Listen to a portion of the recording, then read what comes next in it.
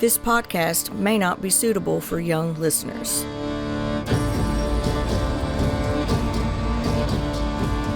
Codename Wild Hunt, Operation Blood Eagle. Written by D.A. Roberts and read to you by Cameron Buckner.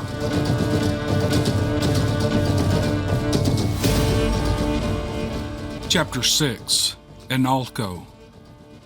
1500 hours 14 May, Lake Nahualapi, Argentina.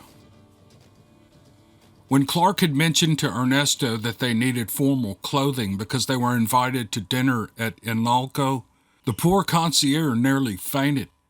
He sprang into action and started making phone calls in rapid Spanish. Soon, an army of tailors and dressmakers arrived and came to their rooms. While they cleaned up, Clark quietly sent a text to everyone to find and destroy the bugs hidden in their rooms. They all agreed that if their host was the one listening, then they already knew they were coming. If it wasn't their host, then they would likely find out exactly who was listening to them. Clark had a bad feeling that there were more players on the field than they were aware of. They were measured and fitted. Clark saw that they had brought a wide array of different pre-cut material. Once they selected the styles that they wanted, the tailors and the seamstresses set up shop in one of the hotel's meeting rooms. Within hours, they had been fitted with custom-made tuxedos and formal dresses for the ladies. Valkyrie had selected a style that was elegant and sleek. It was royal blue with matching stockings and shoes, and with her hair done, she looked like she belonged on the pages of a magazine, not slogging through the mud with Team Odin. And when she emerged from the bathroom with her makeup done, Clark nearly had to pick his jaw up. "You look amazing," he said, smiling. "Thank you," she said, blushing. "You're not hard on the eyes either. I've never seen you in a tux before." "This is the first time I've worn one since the wedding," he said, adjusting his tie. His tie and cufflinks matched her dress. "If everyone else is ready," said Clark, "we should be getting ready to go. I'd like to stop by the bar and grab a drink before we go.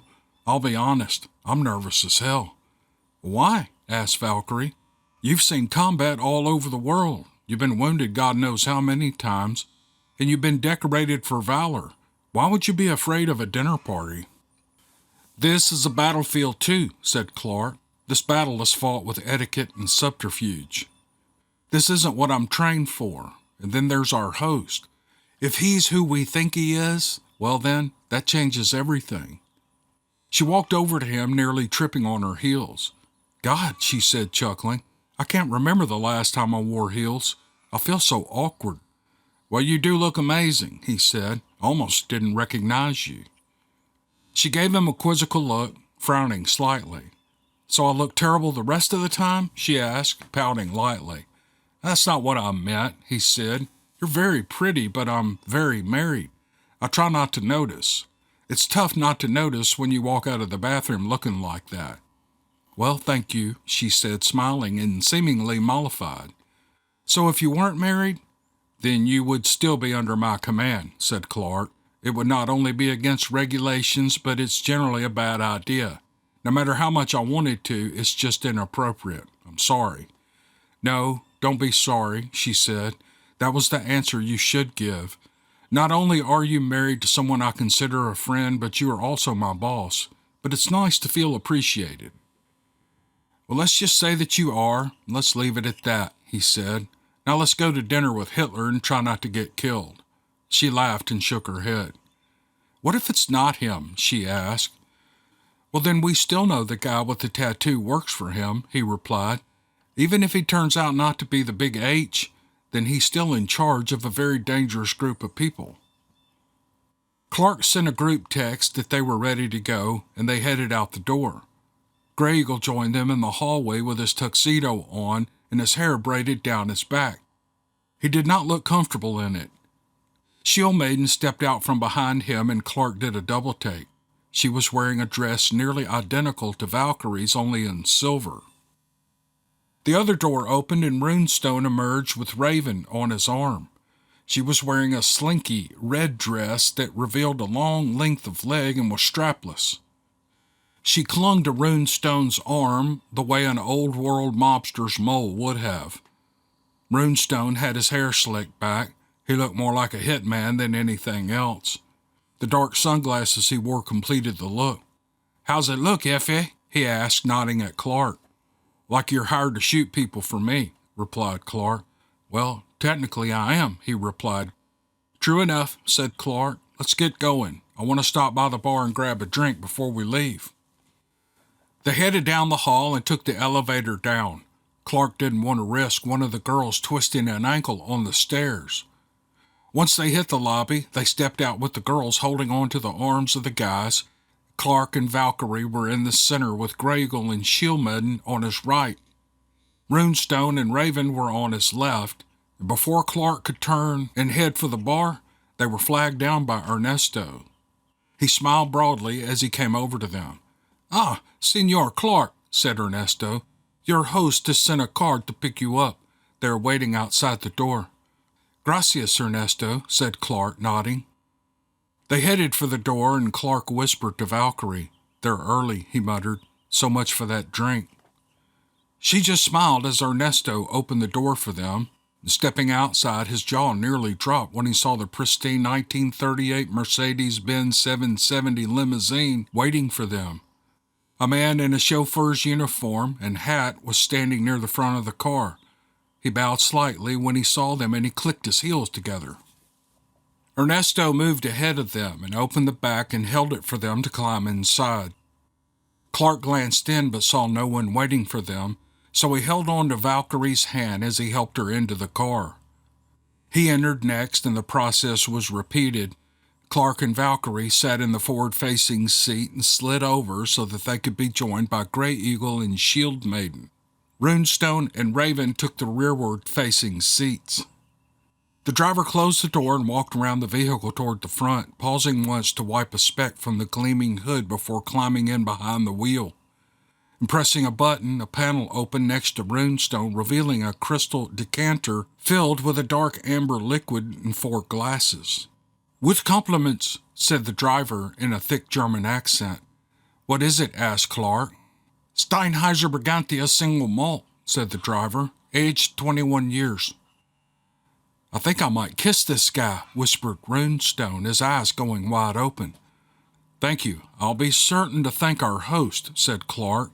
"Very good, sir," said the driver, starting the engine. Clark noted the engine ran like a Swiss watch, idling smoothly.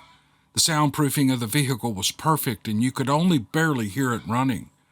"This car's amazing," said Valkyrie. "What is this, 1940? 1938, corrected the driver. "It's purchased from a private collector who had it in a museum in Belgium. This car was meant to be driven, not watched from behind a rope." "I agree," said Clark. "It's beautiful." The driver smiled, clearly proud of the vehicle. "Thank you, sir," he said, putting the car in gear and pulling away from the entrance of the hotel. Runestone handed out the glasses and picked up the decanter, putting a generous measure in each of their glasses. "Easy on that," said Clark. "We might want some for the return trip." "Drink as much as you like," said the driver. "I shall make certain it is replenished for you." "Well, thank you," said Clark. "What may I call you, sir?" The driver seemed genuinely surprised by the question. "You may call me Joachim, sir," he said with a nod of appreciation. "Thank you, Joachim," said Clark. They all held up their glasses. "To momentous occasions and absent friends," said Clark. "Absent friends," they all echoed and clinked their glasses. Clark took a sip and his eyes almost rolled back in his head. The 21-year-old whiskey. It went from sweet to smoky to spicy, and then it ended with a gentle spice. "My God," he whispered, "this is amazing." Graygle nodded appreciatively, and Runestone just grinned. The girls all seemed to enjoy the flavor but said nothing. Clark took another sip and settled back against the seat. Valkyrie leaned beneath his arm and slid up against him as they rode. Clark could see Joachim was being cautious as he drove slowly but was paying attention to everything they did. Valkyrie was right to keep up the pretense. When she settled against him, he could smell the fragrance of her hair and perfume. She had pulled out all the stops. He made a mental note to pick up a couple of bottles of the perfume to take home to Amanda. Maybe the shampoo as well. "You smell amazing," he whispered. "Thank you," she replied, grinning up at him. "Nice of you to notice." As they turned onto the highway leading to Inalco, they were driving along with the lake to the west. The sun was beginning to go down behind the Andes, turning the mountains to golden flames, with the lake resembling molten gold. The view was breathtaking. "Oh my God," said Valkyrie, "look at that sunset." "I'm telling you," said Runestone, "this place is almost paradise." "You are passing what is locally called Mirador Inalco," said Joachim. "The Inalco viewpoint. It is one of the most stunning places on the entire lake to watch the sunset." "Well, before we leave," said Valkyrie, "I want to come here and take pictures." Clark grinned and nodded in agreement. Leaning up and kissing Clark on the neck just below the ear, Valkyrie whispered quietly enough that no one else could hear her. "I'd like to come back here," she whispered. "Once this problem is solved, I've never seen a place like this." Clark nodded and tried to ignore the cold chill he felt when her lips brushed his neck and her breath hit his skin. "You're a married man," he kept repeating inside his head. Moments later, the sun and lake vanished as they entered the thick trees. The road was cast in darkness since the tall pines blocked out almost all the remaining sunlight. Joachim flipped the lights on to bright, and it illuminated the road for a good distance ahead, and Clark caught a glimpse of eyeshine in the trees to their right, the opposite side of the road from Inalco. The eyes were easily 10 feet off the ground, and he watched it blink and stepped back into the trees far enough that the light wouldn't catch it. Gragel's head snapped up and he began looking in that direction, and Clark watched him, wrinkling his nose as he tried to get a scent. There was a look of frustration on his face. Clark knew there had to be too many conflicting scents to catch anything from the outside. Clark looked at him and cocked his head to the side. Gragel locked eyes with him and nodded fractionally. Clark's stomach knotted as he realized what that meant. Gragel had just sensed the presence of a creature much like himself. A large predator was in the deep dark woods, and Gragel continued to watch the side of the road, and from where he was gazing, Clark could surmise that whatever was out there, it was keeping pace with the car. If Gragel senses it, then it was likely the creature that had sensed him as well. "Fuck," he whispered. Mentally, he chastised himself for not bringing a firearm. He'd expressly forbidden everyone from carrying weapons. Their host's security detail would just take them and likely not return them. "Is something wrong?" asked Joachim. "No," said Clark. "I just thought I saw something in the woods." "Ah, you likely did," said Joachim. "There are dangerous predators in these woods. It is best not to be wandering into the woods unless you are prepared to defend yourself. While we are on the property, please stay close to the main house. We wish to ensure your safety." "Thank you," said Clark. "I'll keep that in mind." Slowing down, Joachim turned left into the private driveway. To his surprise, they were waved through without being stopped. Clark got a good look at the defenses, and they were extensive. Under a tarp was what had to be a crew-served machine gun. The guard shack had a rack of weapons in one corner, some of them with grenade launchers. Now it was getting dark, and the security team was wearing plate carriers and helmets with NVGs. Clark noticed that their weapons were not the same as they had been during the day, and they were carrying much heavier weapons. He recognized the manufacturer as Heckler & Koch, and the lowers looked to be HK-417s, but the uppers had a barrel far too thick to be a 7.62 millimeter round. They looked comparable to the rifles carried by Team Odin, and that meant they had to at least be a 458 SOCOM or bigger. Glancing at the others, he was met with slight nods. They had all noticed the weapons and gear. Once they passed the gate, they could see the guard tower that was well camouflaged. They had missed it from the road. There were 2 guards in it with night vision gear and heavy machine guns. Clark didn't know what they were preparing for, but it had to be something big. And while the big-bore rifles would be excellent for disabling vehicles, they would be overkill on a normal soldier or police officer. You could easily penetrate body armor with a much smaller caliber and have a larger magazine capacity. They didn't seem to be concerned with body armor. They were loaded to inflict heavy damage. The question was, on what? And then he thought of the eye shine in the woods. Whatever that was, they were aware of it and were prepared to defend themselves. The road to the manor house was overgrown with trees and completely invisible from the air. Clark remembered when they flew over in the plane, he hadn't seen this road. They passed roving teams that were patrolling in full battle kit with dogs that had to be either boar bull or some other breed of mastiff. They were massive animals with completely black, short-furred coats. Their ears had been bobbed and the tails removed. They had to weigh close to 250 pounds or more. They were big enough that the handlers were all close to 6 feet 8 inches or bigger with heavy muscle, and the dogs were tethered with what looked to be a logging chain. "Look at those goddamn dogs," said Runestone. "Those are unique to this location," said Joachim. "They were bred originally from African Brobel and English Mastiff bloodlines, but they were bred for their strength and loyalty to their handlers." "They are magnificent animals," said Grey Eagle. "I have a pair of Borbals back home," said Clark. "They're amazing dogs, smart and loyal." "Why do you need so much security here?" asked Valkyrie. "I am afraid that our leader has many enemies," answered Joachim. "Also, there are dangerous animals in these woods." "I can't imagine anything dangerous enough to need this much security," said Raven. "It's like a military base." Joachim didn't comment. They all saw the lights ahead as they rounded the bend in the road, revealing the estate in all its glory. Several buildings were all built in the Bavarian style that seemed to flank the large manor house that was in Alco.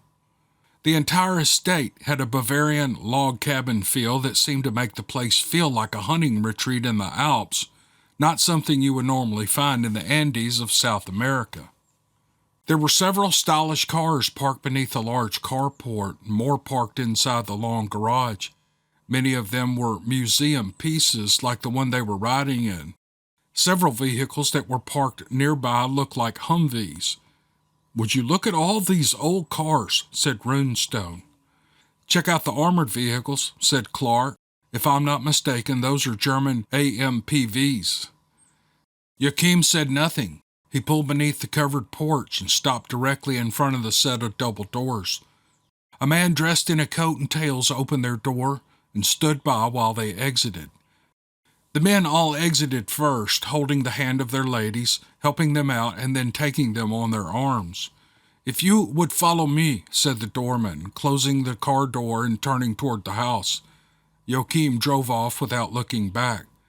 "Wow," whispered Valkyrie. "This is a lot to take in at once." Clark and Grey Eagle were glancing in every direction, taking in the details and identifying security features.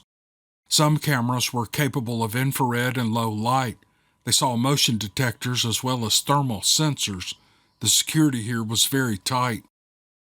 The doorman opened the door for them and they headed inside. Inalco lived up to its name. The house was elaborately furnished while keeping the hunting retreat feel inside. There were wood panels on the walls with an enormous fireplace that was the centerpiece. There were paintings on the walls that appeared to be from many of the great masters. A large dining area was already set with enough seating for at least 20 people. They were ushered into the living area where large comfortable chairs were placed around the fire. There were enough empty seats for all of them, but many were occupied with older men and women wearing formal attire. Their host stood as they approached, and Clark instantly recognized him as the man from the balcony that he'd seen from the plane. He also recognized him from photos taken during World War II. There was no doubt in his mind. This was Adolf Hitler. The man extended his hand with a smile. "Willkommen," he said, shaking each of the men's hands in turn. "Thank you," said Clark. "We appreciate your kind offer of hospitality." "It is I who should thank you," said the man. "It is not often that our little village gets visited by someone flying such an amazing aircraft. I was astounded when I saw it fly over. Thank you for joining us. Ah, where are my manners? Permit me to introduce myself. I am Augustus Hinderman. Welcome to my home." Clark did his best not to react when he realized that his initials were A.H. "You have a beautiful home, sir," said Clark. "Allow me to introduce myself and my party. I'm Daniel Clark, and this is my lovely new bride, Miranda. The gentleman is William Gray Eagle and his wife, Samantha, and this is Santana Alvarez and his wife, Amanda. They were in our wedding party, so we invited them along. It's a honeymoon for Miranda and me, and a second honeymoon for them. I got a great deal on the package." Clark was pleased with himself for managing to use their names instead of their code names. Hinderman shook their hands and in turn smiled broadly. "Please," he said, gesturing expansively, "join us by the fire and tell us about yourselves." They were guided to large overstuffed leather chairs that were gathered in the seating area beside the fire. Hinderman began introducing the men and women that were seated, but Clark didn't catch their names. He was already running through his mental records. He was a student of history, and he knew he'd seen the face of every man in this room. It was now confirmed Hinderman was Hitler without the mustache. The others were Erwin Rommel, Wilhelm Canaris, Martin Bormann, and Karl Donitz. He assumed the women were either their original wives or ones they had married after the war. Although all of them had been reported dead long ago, they were very much alive. It occurred to Clark that if the Nazis had known they were losing the war, it would have been easy to concoct a believable cover story for the alleged execution of key officers. It would be much easier to smuggle them out of the country if the Allies already thought they were dead. Clark glanced over at Gray Eagle, who nodded imperceptibly. Clark knew that Gray Eagle was a student of history, especially military history. If he agreed with him, then there had to be more than enough to contact Allfather and tell them what they had discovered. Clark fought internally to keep his composure, knowing what they had just walked into. They were in the South American equivalent of the Berghof. If they knew the real purpose of their presence in Argentina, then it was highly likely they wouldn't leave this place alive. They had just walked into the lion's den unarmed. They made small talk with the group, but Clark's mind wasn't really on it. He was running angles, trying to find an escape route that might allow them to survive. They couldn't run for the lake. The water temperature would kill all of them, other than Gray Eagle, in minutes. The woods were full of patrols with monster dogs, and then there was whatever the hell had been watching them arrive. Clark could find no way that wouldn't end in their deaths, either at the hands of the elements or by the highly trained security teams. "What do you say, Herr Clark?" said Hinderman Hitler. "Excuse me," said Clark. "I'm afraid I didn't hear you. I asked if you would step out onto the deck with me with a drink and discuss that airplane of yours." "Oh, of course," said Clark, playing for time. Hinderman/Hitler nodded at one of the attending servants, and they were both brought a crystal glass containing a dark amber liquid. Accepting the drink, Clark nodded at the others and followed Hinderman out onto the deck. The night air was chilly, but Clark felt himself sweating beneath his tuxedo. All he could think about was who was standing beside him and if he could kill him before being taken out by security. Taking a sip of the drink, Clark was taken aback by how good it was. He smiled despite himself and took another sip. "It is quite good, ja," said Hinderman. "Very good," said Clark. "It is my favorite brandy," said Hinderman. "Now, shall we get down to the business at hand?" "Sure," said Clark, fully expecting to be seized by the guards and restrained at any moment. "Where did you find that amazing aircraft?" asked Hinderman excitedly. Clark was astounded. They had no idea who he was. Their cover was intact. Then who the hell had planted bugs in their rooms? His thoughts turned to the group of Argentine intelligence that had intercepted them at the airport. There were many factors at work, and he was having trouble keeping up with everyone. "I won it in a poker game in Borneo," said Clark, sticking to the story. "It was in pretty rough shape then, but I had it shipped home and restored it." "You did a beautiful job," said Hinderman. I would consider offering 500,000 US dollars just from my brief observation. That is assuming the interior is in as good a shape as the exterior. It's in great shape, said Clark, but I don't want to sell her. She's a one-of-a-kind find. I doubt I'd ever find another. Of that I am certain, said Henderman. I will double my offer to 1 million. Do not say yes or no. Consider it for a while. Let us return to the others and prepare for dinner. The chef and kitchen staff should be ready soon. All right, said Clark. They headed back inside and closed the French doors behind them. And when they entered the room, Clark noticed a piano in the corner that he hadn't paid attention to before. Is that a Bossendorfer grand piano? Asked Clark.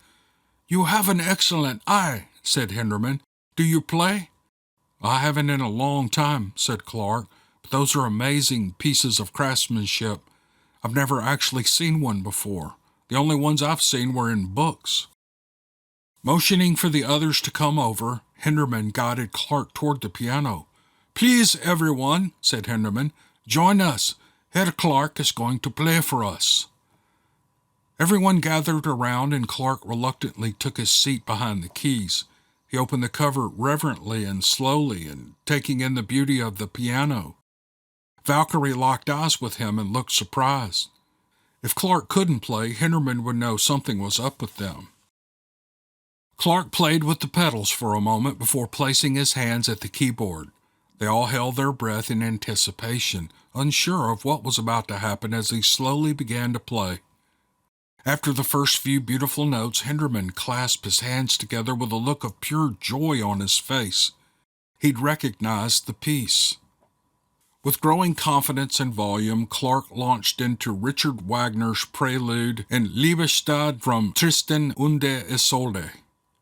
He was playing with his eyes closed from memory, and Valkyrie looked shocked as he continued to play. The other guests of Henderman stared open-mouthed as he played, and they stood there transfixed as if the music had transported them all to a distant place. And when he finished, there was an applause from the crowd, and even Valkyrie applauded. Clark smiled at the crowd. Wagner was my grandfather's favorite, he said. I learned to play the piano from him. You play it like a German, said Henderman, smiling. Excellent. Clark smiled and started to get up. Play something else, said Henderman. Please, it has been far too long since we've had a wonderful pianist play for us. Play something so we may dance. Well, what would you like to hear? Asked Clark. Anything you like, said Henderman. It is just good to hear the Bossendorfer played by someone who knows how. Clark began playing softly in a minor key. The Germans began pairing up to dance to the music. Henderman held out his hand to Valkyrie, and since she had no one else to dance with, and neither did he, she accepted. Clark played the tune hauntingly slow, and she was sure that she knew it. It was tantalizingly close, but she just couldn't place it. When he finished playing, they all stopped and applauded again, and Clark stood up smiling. Dinner is served, announced the butler. Oh, your timing is perfect, said Henderman, and led them all into the dining room. They were shown to their seating by the staff, and Clark and Valkyrie were placed immediately to Henderman's left at the head of the table, but directly across from him was Erwin Rommel.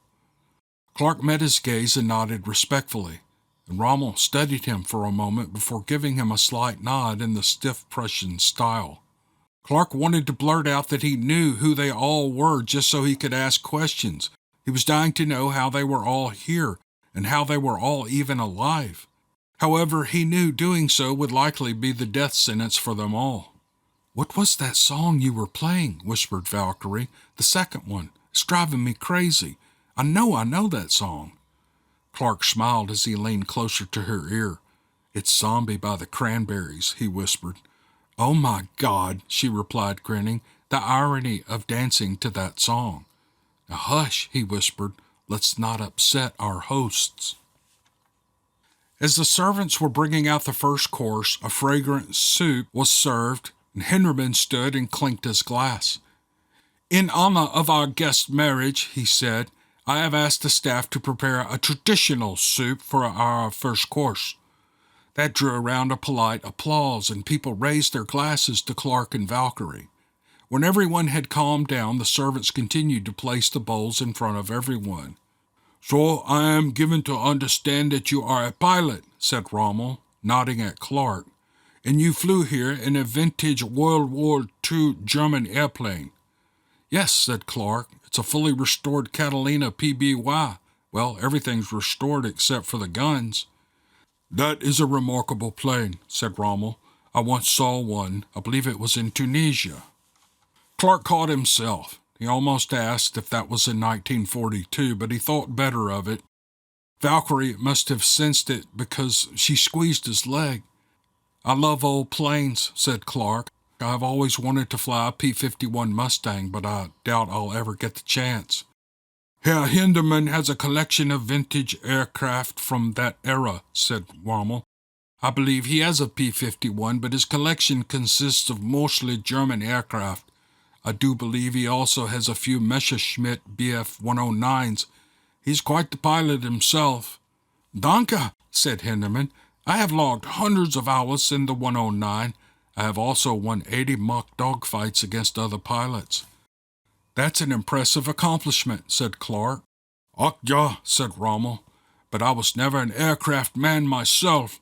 I prefer ground vehicles. Specifically, I've always had a love for tanks." "Really?" said Clark. "My grandfather was a tanker. He was with Patton in the U.S. Second Corps." Valkyrie squeezed his leg hard enough that he glanced at her, and Clark watched a slight tick at the corner of Rommel's mouth before he spoke. "So, was he on the Sherman or the Stuart tank?" asked Rommel. "He started as a gunner on a Sherman," said Clark, studying Rommel's eyes. "After North Africa, he was made a tank commander when they headed into Sicily." There was a gleam there, but Clark didn't sense animosity. If anything, it looked more like nostalgia. It occurred to him that Rommel either missed it or looked forward to doing it again. "The soup is delicious," said Valkyrie, changing the subject. "Danke," said Hinderman. "It is my mother's recipe from Austria." There were 5 more courses served, each more elaborate than the last. The dinner's main course was Eisbein and ended with a dessert of Dunewald cake. "Cake is amazing," said Valkyrie, tasting the first bite. "It is one of my favorites," said Hinderman. "I enjoy it very much." Once the dishes were cleared, Clark looked at Hinderman and nodded. "Thank you," he said. "You went all out on this dinner to celebrate our wedding." "Think nothing of it," said Hinderman. "Any excuse to dine well is fine with me. But it was not completely in your honor. I had other intentions as well. My guests are here on other business. I could not resist inviting you for your wedding and in honor of such an amazing aircraft." "Well, regardless," said Clark, "thank you. It was certainly a night I will never forget." The side door opened, and Clark saw Heinz walk in with 3 other men, all dressed identically. They were wearing black military-style fatigue pants and black T-shirts under plate carriers. They were carrying a pistol on their hip with additional magazines and pouches, and Clark tensed, expecting them to bring their weapons up and take them all into custody. Well, he thought, at least they fed us first. Chapter 7. Welcoming Party. 21:30 hours, 14 May, Inalco. Hines scanned the room for threats before coming to attention to Hinderman's right. Around the guards' necks hung those large-bore HK rifles that Clark had seen the gate guards carrying. Clark noticed deep gouges in Hines's chest plate. There were 4 marks exactly parallel to each other, and it was easy to recognize them as claw marks. Hines noticed Clark and nodded. "My apologies for the interruption," said Hines. Hinderman looked annoyed, and Clark saw anger in his eyes, but he controlled it enough that it could only barely be heard in his tone. "What is it, Commander Heinz?" snapped Hinderman. The room seemed to freeze. Hinderman winced slightly but made no other outward sign. It had just been confirmed by them. Hinderman had used a military rank instead of a civilian title. Clark pretended not to notice, but Heinz knew he had. He locked eyes with Clark and smiled, almost imperceptibly. "We had an issue at the main gate," said Heinz. "What happened?" "Some of the locals charged the gate," said Heinz. "They were successful. At least 4 of them are inside the perimeter. We sustained casualties. Becker and Faulkner will be in the hospital for a few days with some new scars, but their injuries are not life-threatening." "Are there any fatalities?" "Nein, mein Herr," said Heinz. "However, they have managed to knock out the power to the fences, and the resulting power surge has knocked our entire camera system offline. We are working on the systems and hope to have them back to full capacity within the hour." "Are you hurt?" said Henneman. "Nein, mein Herr," said Heinz. "We need to get you to a safe location. The main house is not safe until we have put down the assault. All of you are in danger." "We should get to the bunker," said Henderman, turning back to his guests. "I apologize for the inconvenience, but the situation requires that we adjourn to the secure area of the house." "How can I help?" Clark heard himself ask. He wasn't sure why it came out. It popped out as if on its own. He expected to get dirty looks from the others, but they all seemed to agree with him. It was in their nature to help, even if it meant saving the assembled group. Clark was content keeping them alive so they could face justice. The world needed to know the truth. "Do any of you have combat training?" asked Heinz. "We all do," said Clark. "We all met in the military." "With your permission, mein Herr," Heinz said to Henderman. "If you help with this situation," said Henderman, "I shall see to it that you are rewarded handsomely." "We'll need to change clothes," said Clark.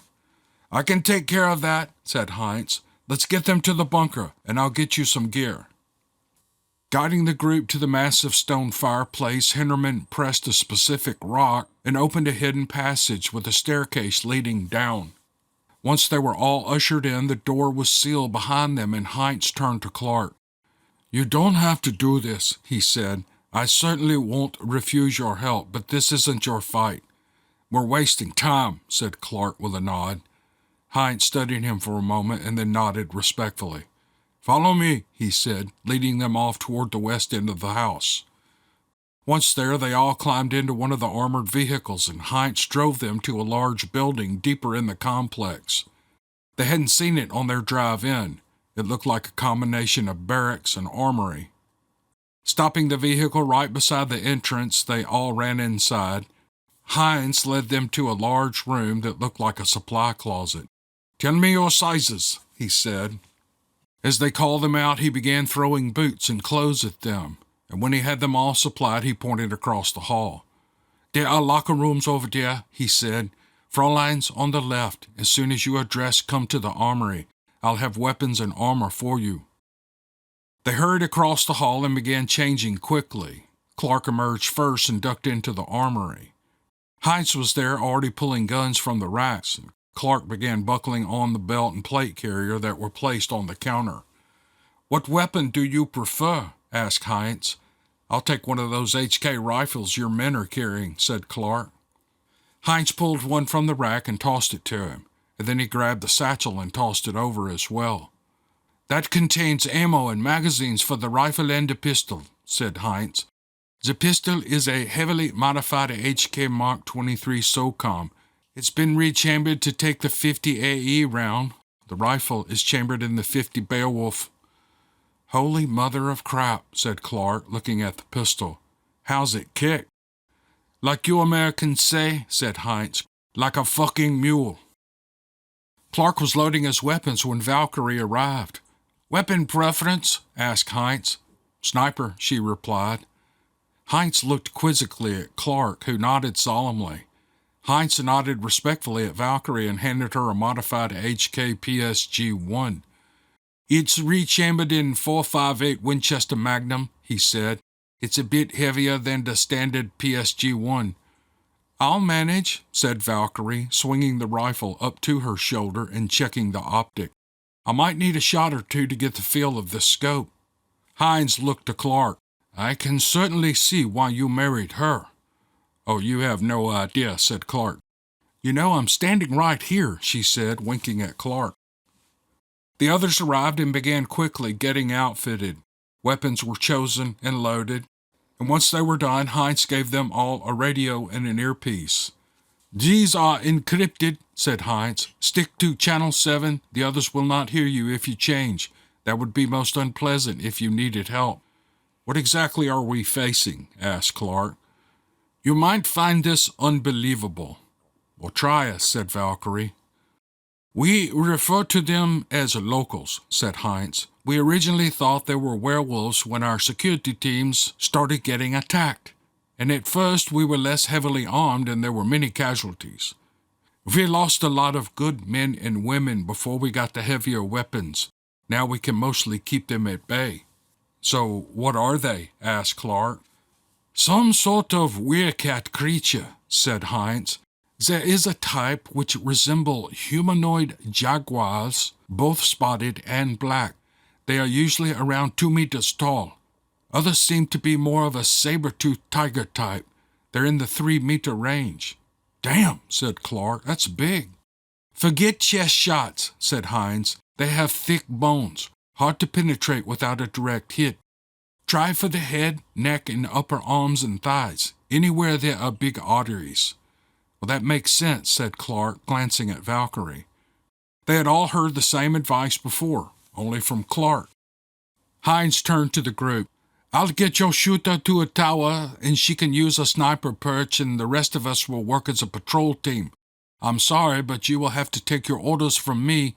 None of you know this place as I do." "Of course," said Clark. "You're a full commander. You outrank all of us anyway." Heinz nodded at him, but made a strange face, and Clark realized that might have been too much. Fortunately, he didn't press the issue. "Let's move," he said, heading for the door. Hustling out the door, they could hear gunfire in the distance. It seemed to be coming from the direction of the main gate. They could hear rapid-fire German on the radio, and Clark understood a lot of it, but part of it had to be in code. He could only guess. "Sounds like the gate is under attack," said Clark. "Ja," said Heinz. "However, that is not our problem. We are assigned to defend the manor house. Other teams are moving to reinforce the gate." Diving into the armored transport, Heinz fired up the engine and raced off back toward the main part of the compound. As they rounded a corner, they saw a large tower with stairs leading up to the top. "This is your stop," said Heinz. "There shouldn't be anyone up there. Cover in the direction of the main building at the center of the compound." Valkyrie nodded and started to get out of the vehicle. Clark nodded at Raven. "Go with her," he said. "You can be her spotter and help defend the tower if the creatures come for you. And if they do, get on the radio and we'll get to you as quickly as we can. And hold that tower until we get to you." "Yes, sir," said Raven, grabbing her gear and bailing out with Valkyrie. Clark watched them climb the stairs and disappear into the tower. Before Heinz could drive away, Clark saw them drop the door into place and secure it. The tower appeared to be made of strong enough material that the creatures shouldn't be able to get inside easily. Once the tower was secure, Heinz hit the gas and they sped off toward the main compound. Sliding to a stop near the carport, they all bailed out and brought all their weapons up. Clark started to bark orders but caught himself. Heinz nodded fractionally and then glanced at the others. "All entrances to the main house should be secure," said Heinz. "I will take these two with me." He gestured at Runestone and Shield Maiden. "You two go around the house and meet us on the other side," Heinz instructed, gesturing at Clark and Grey Eagle. "If you find an entrance that is not secure, alert us. We will have to sweep the entire house. And do not forget to check the upstairs windows and the balconies." Grey Eagle nodded. "Watch your backs," cautioned Heinz. "These creatures are dangerous and highly intelligent. Now let's move."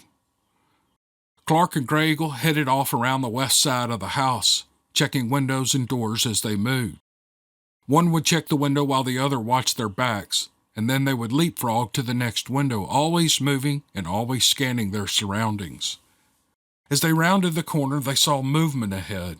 It was a flitting specter among the shadows. Whatever it was, it moved fast, and it was moving toward the back of the house. "What was that?" whispered Clark.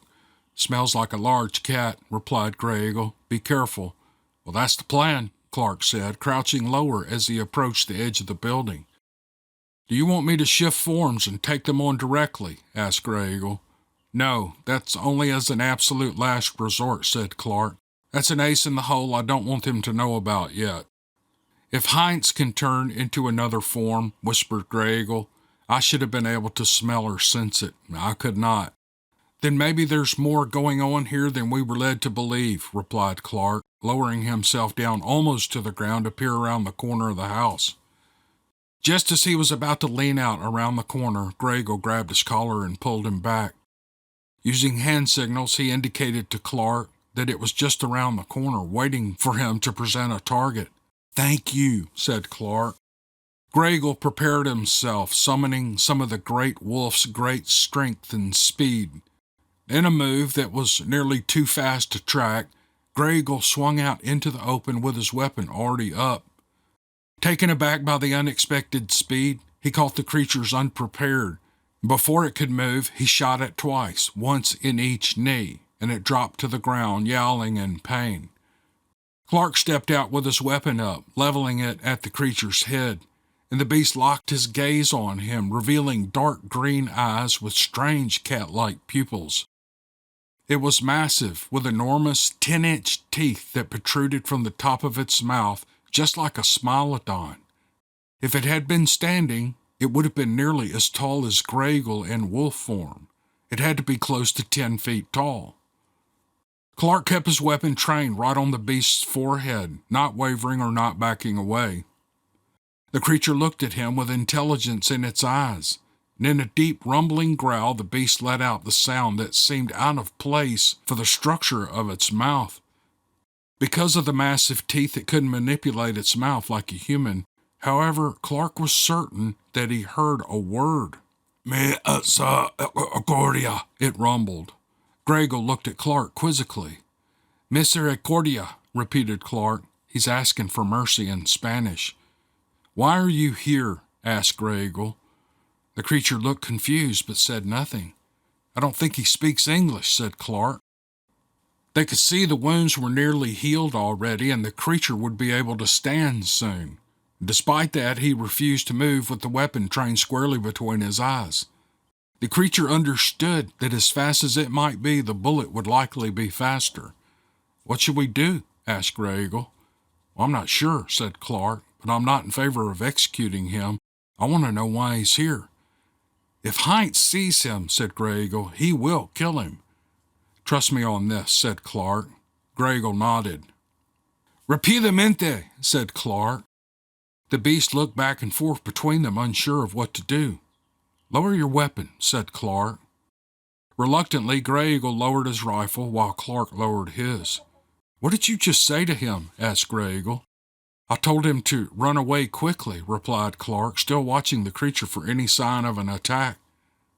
There was a moment of indecision as the creature's eyes darted back and forth, and then, in an instant, it raced for the trees. And seconds later, it was gone. "I hope that doesn't bite me in the ass," said Clark. "Let's get moving," said Gray Eagle. They continued along the back of the house and met up with the others near the patio where Clark had the drink with Hinderman. And even though it had only been an hour ago, it felt like much longer. "I heard your shots," said Heinz, checking the patio doors and finding them secure. "We saw one of the creatures," said Clark. "Gray Eagle got off a couple of shots, and I think we hit it. We saw it drop and then get up and race off into the night. We found a little blood near the west wall." "They are damn hard to kill," said Heinz. "It seems like our weapons will slow them down, but killing them is much more difficult. It usually takes severe blood loss and more than one headshot. If they're only wounded, they seem to recover rapidly." "All right, I'll keep that in mind," said Clark. "So the house is secure. What's next?" Heinz held up his hand and began speaking into his radio. The conversation was not difficult to follow, even though he was speaking German. When he was finished, he turned back to the others. "Secure systems are back online," said Heinz. Thermal cameras show the creatures retreating through a section of the perimeter fence that they damaged after the power went out. I believe we are safe for the moment. Once we're certain they're all gone, we will send out repair crews with a security detail to fix the fencing." "Well, what's the plan now?" asked Clark. "We sweep the area," said Heinz. "Just to be sure, only a fool would trust technology when lives are on the line." Clark nodded in agreement. "I'll take my group and search the outlying buildings," said Heinz to Clark. "You take Grey Eagle and follow the edge of the water until you hit the trail. Then follow it back to the main building. Listen very carefully. Do not go within 6 feet of the water's edge. This is very important. Stay away from the water, and under no circumstances are you to go into the water. If one of the creatures goes in, do not follow it. Do you understand?"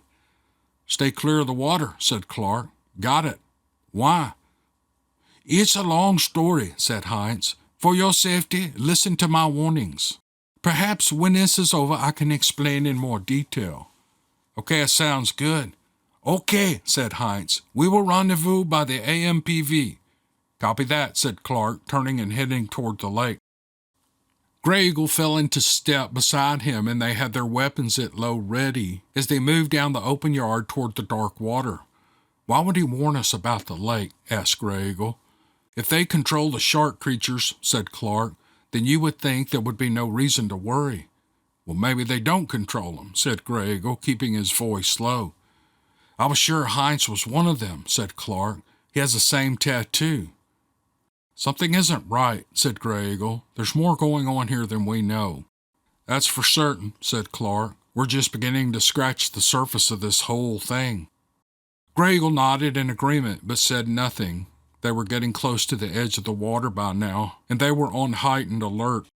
Clark could see that the water was shallow for only a few feet from the edge, and the bottom dropped off quickly, making the water seem as black as a moonless night. "As beautiful as this lake is," said Clark, "I have to keep reminding myself it's not much warmer than the water that killed most of the passengers in the Titanic."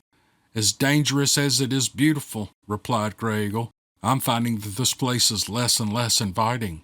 "The views are amazing, though," said Clark, "but it seems like there's a lot to worry about. I'm definitely taking it off my vacation list." Something ripped the surface of the water, just a few yards offshore. Clark didn't get a good look at it, but it was too big to be a fish. Clark watched the ripples moving outward from the spot in the near-perfect circle. Whatever it was, it had crested the surface and then sank back down in the same spot. Not typical fish behavior. "Stay clear of the water," said Clark, nodding. "Yeah, that's a good idea," agreed Grey Eagle.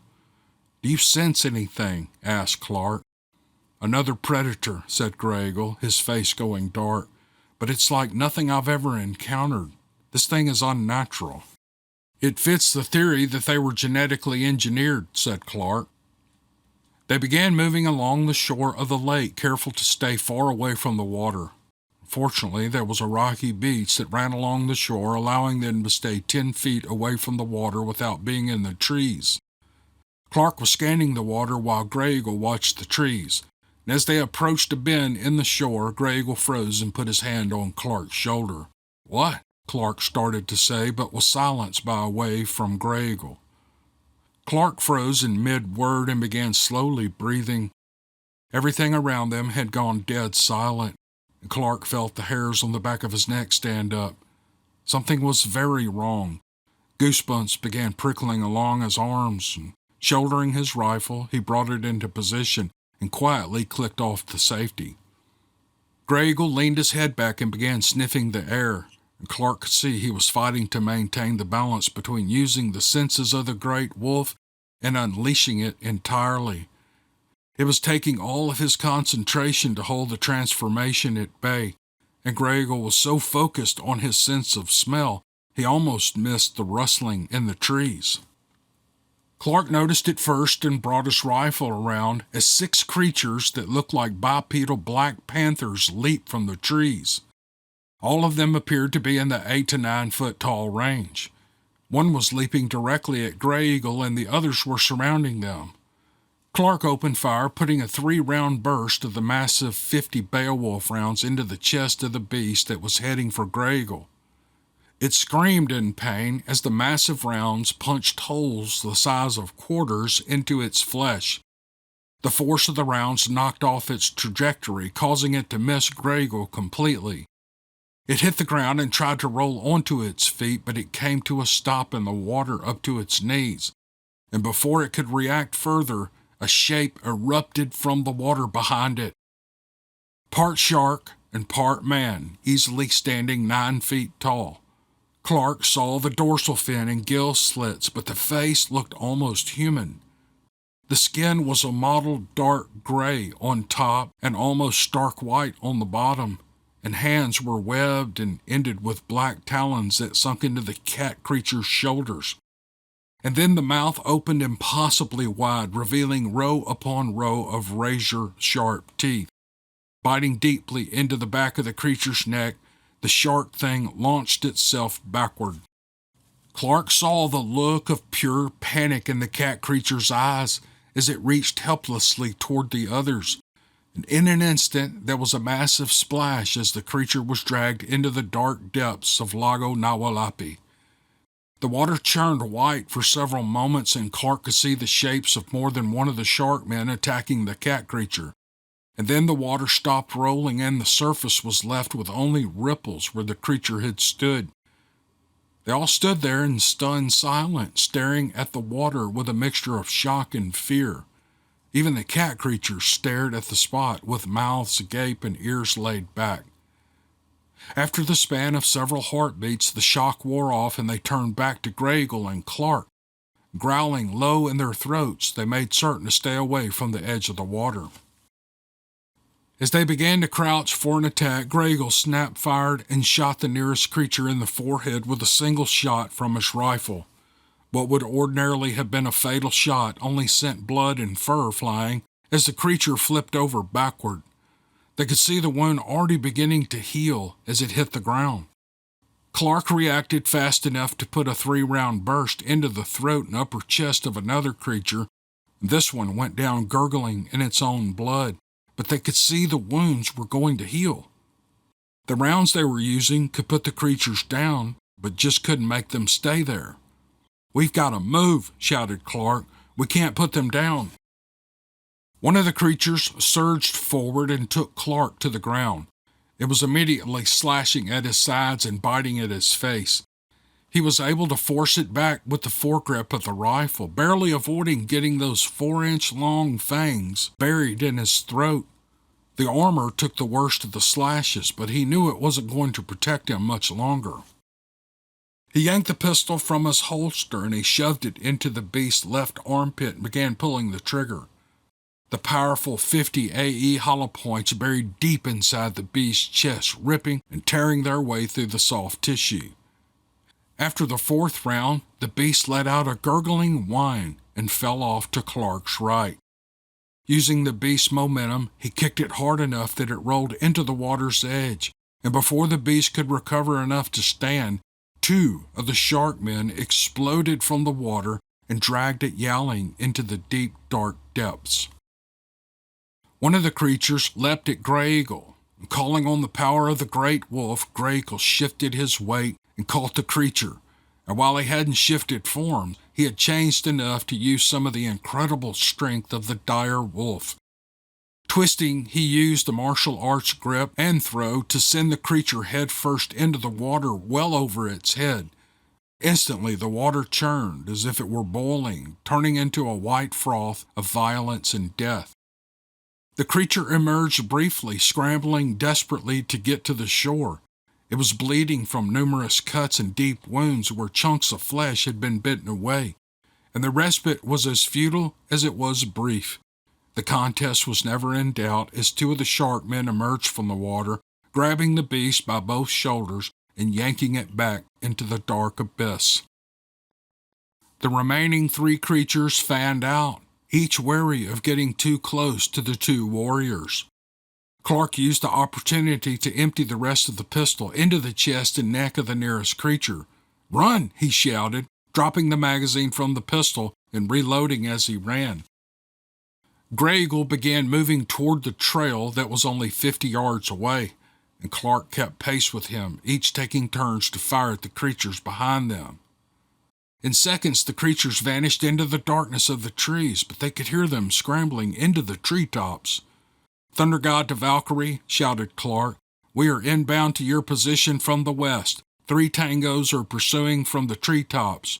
We're coming in hot. Can you provide cover? Over." "Valkyrie copies, Thunder God," said Valkyrie, switching to thermal. Clark and Gray Eagle ran as hard as they could, listening to the sound of the 3 creatures getting closer. As the creatures were within striking distance, the massive report of a single rifle split the night. They could hear the zip of the round as it punched through the canopy of trees, and then there was a slap of flesh as the big bore round found its mark. One of the beasts snarled and fell from the trees, landing in a heap in front of them. It had been hit in the side of the head, and while the wound was healing, it was going to take time, and before it could so much as blink, Clark emptied the pistol into the beast's face as he ran past it. Another boom echoed across the lake as Valkyrie fired again.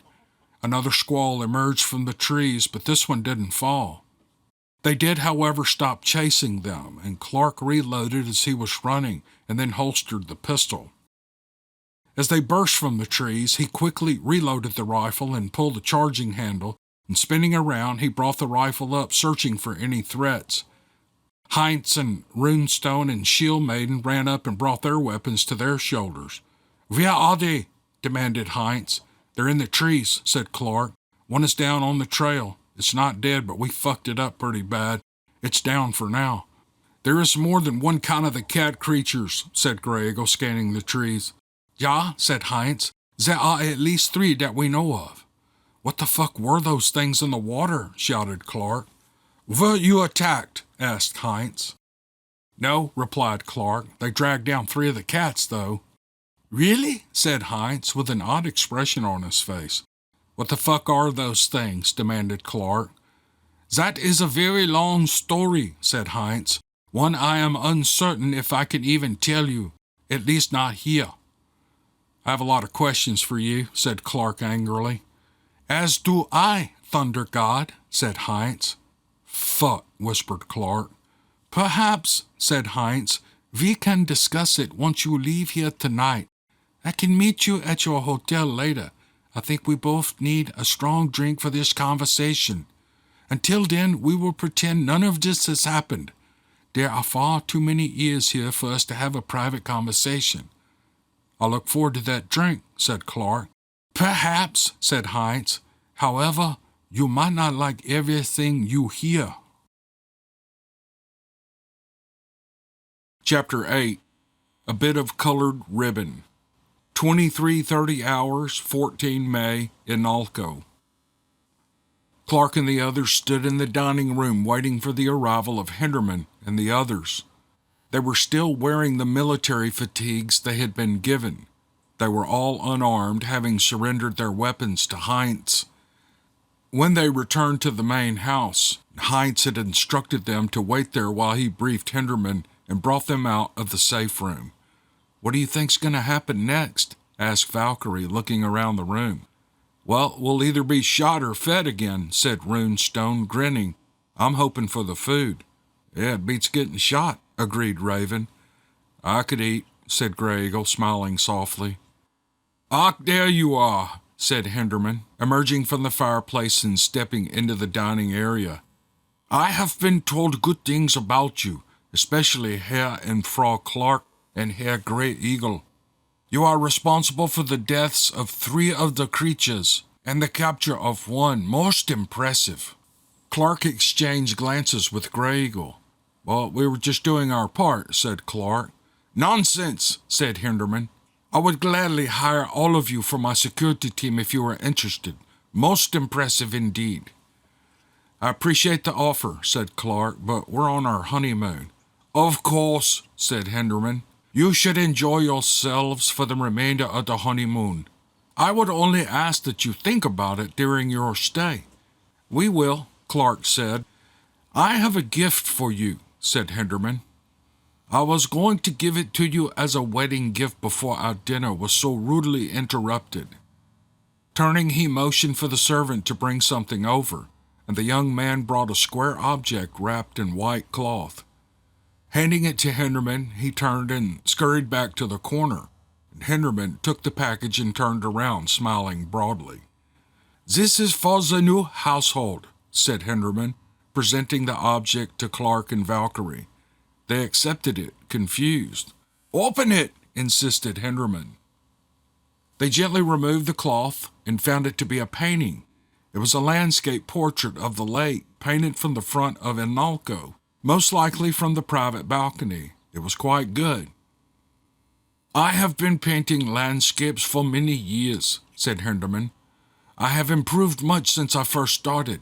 It must be the Argentine air. Please accept this as my gift to your union and to hang in a place of honor in your home." Clark noted the signature was a broad, sweeping A with a smaller print for the rest of the Augustus. The H was in the same broad style with the remainder of Henderman in small letters.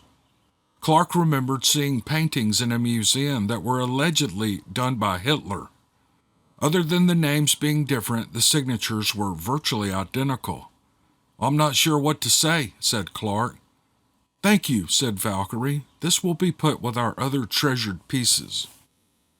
Clark instantly thought of the wall at Steve's Pub and Grub, and he wondered if he'd let them hang it if he knew where it came from. "Wunderbar," said Henderman, smiling broadly.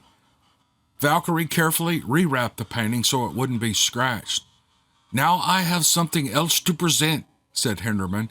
"I know that you are not in the military, nor am I your leader, but I have something of historical significance to present to you all for your bravery tonight."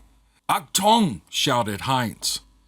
Despite themselves, they all found themselves snapping to attention, and Henderman held out his hand, and Heinz handed him a wooden box. "These medals are pieces of history," said Henderman, "awarded for gallantry in the face of great danger. Tonight, you and your friends stood in line with my men against a foe like nothing you have ever seen. I was told in detail how you all handled yourselves and engaged the creatures without hesitation. You have shown great courage in the protection of myself and my honored guests." Clark glanced at Valkyrie, and she shrugged almost imperceptibly. "So in the spirit of valor," said Henderman, "I present 4 of you the Iron Cross of Valor." He hung the Iron Cross around the necks of Runestone, Raven, Shield Maiden, and Valkyrie. "For bravery above and beyond a call of duty," said Henderman, "I award 2 of you the Knight's Cross." He hung one around Gragel's neck and then around Clark's. "Well done," Henderman said, nodding appreciatively. Clark wasn't sure what to do. He took it off, and they would likely be shot for insulting him. If he did anything except act grateful, they would all likely be seized and killed. He had never expected this to happen and wasn't sure how to react or feel about it. "Now," said Henderman, "I have kept you from your bedchambers on your first night in this beautiful land far too long. My driver will return you all to your hotel. Instructions are already being delivered to the hotel management that you are to receive their highest level of accommodation at my expense. Please enjoy your time here.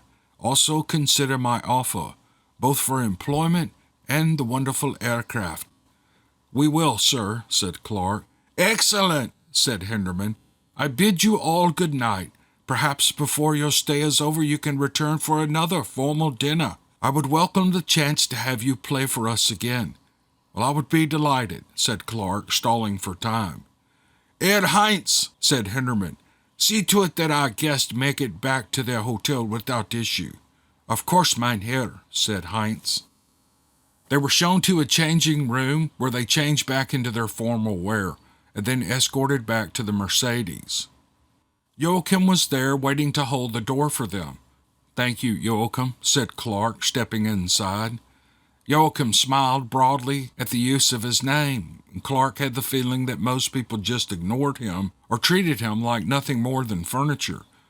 You are most welcome, mein Herr, said Joachim. Once they were all situated in the car, Joachim returned to the driver's side and climbed inside. Heinz climbed into the passenger side. He changed into black slacks and a black turtleneck sweater. He had a pistol and one of the HK rifles with him. The sleek Mercedes rumbled to life and the engine idled smoothly. And putting it gently into gear, Joachim headed down the road toward the gate. They could see where considerable damage had been done to some of the facilities inside the compound.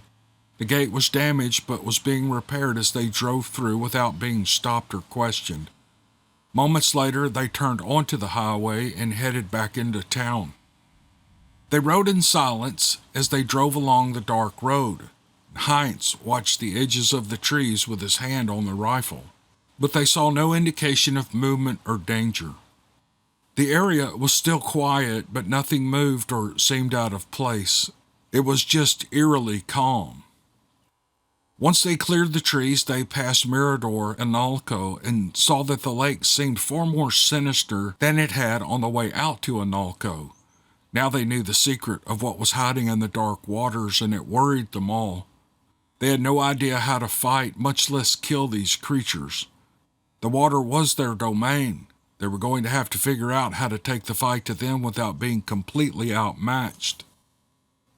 They drove past the silent village and soon pulled beneath the carport of the front of the hotel.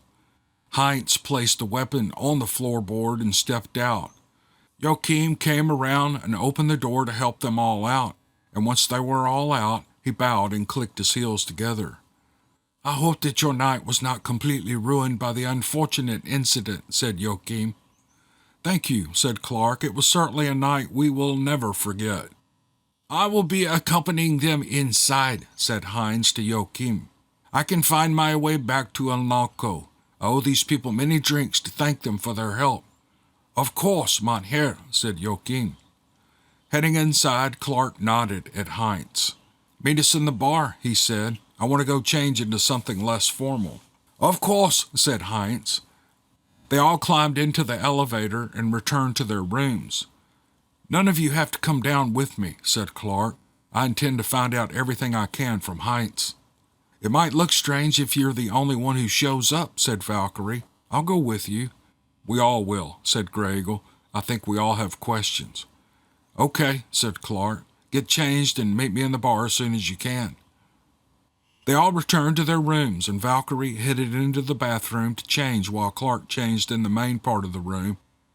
He put on jeans and a black T-shirt that had said "Until Valhalla" on the front, with an American flag on the right sleeve and a logo on the back of an M4-style rifle, set in a pair of boots with a helmet on top and a set of dog tags hanging from the rifle. Valkyrie emerged from the bathroom wearing tight jeans and tennis shoes and an olive drab T-shirt with a distressed American flag on it. We seriously need to think about the shirts we wear on undercover missions, said Clark. We both scream American. Well, that's what we are, said Valkyrie, grinning, and we've already established that we were all in the military. Why not just relax and wear what we want? That's a good point, said Clark. Let's go have a drink with Heinz and find out just what the hell is going on. Slipping his Glock conversion into an inside-the-waistband holster at the small of his back, Clark pulled the shirt down to conceal it. He tucked a couple of extra magazines in his back pocket, and Valkyrie slipped her pistol and extra ammo into her purse. As they headed down the hallway, Gregel and Shielman joined them. They could hear bed springs as they passed Runestone and Raven's room. Well, I guess they'll be down for a bit, said Clark, shaking his head.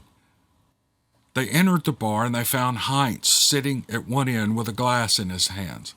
I didn't wait, said Heinz, smiling. The bartender is off for the night. The manager told me to help ourselves, since my employer is picking up the tab anyway. Clark walked behind the bar and searched until he found a bottle of Irish whiskey. It wasn't Bushmills, but he wasn't going to get picky so far from home. It was Tullamore Dew, so he wasn't going to complain too loudly. It wasn't Bushmills, but it was good. At least it wasn't Jameson. If it had been, he would have probably drank something else. Once they were all seated at the bar, Clark acted as a bartender, pouring them all generous glasses of whatever they wanted. "Where are the others?" asked Heinz. "They're indisposed at the moment," said Clark. Heinz looked confused for a moment before it dawned on him. "Ah, I see," he said. "I have heard it referred to as the mattress mambo." "Well, that's as delicate a way to put it as any, I suppose," said Clark, lifting his glass. Heinz lifted his glass back. "Now, do you want to tell us just what the hell is going on?" asked Clark, setting down his now empty glass. "I suppose I could ask the same thing, Herr Thunder God," replied Heinz. "I recognize code names when I hear them." "Would you believe old habits?" asked Clark, refilling his glass. Heinz just looked at him blankly as he reached for the bottle of schnapps. "I suppose not," said Clark. "All right, but you go first." Heinz took out an object that looked like a cell phone until he activated it and set it on the bar. "This will prevent any listening devices from hearing what we are about to discuss," he said, nodding. Clark sipped at his whiskey and waited for Heinz to begin. "The first thing that concerns me is what exactly are the Americans doing here in the first place," said Heinz. "Your superiors did a very good job of concealing your names on the internet, but they forgot one very important thing." "What's that?" asked Clark. "Well, I find it interesting that a recipient of the Congressional Medal of Honor would just vanish from the internet," said Heinz. "The last entry showed you working for some small sheriff department in Missouri. That's obviously a cover. Who do you work for?" Clark frowned and shrugged. "You first," he said, sipping his whiskey.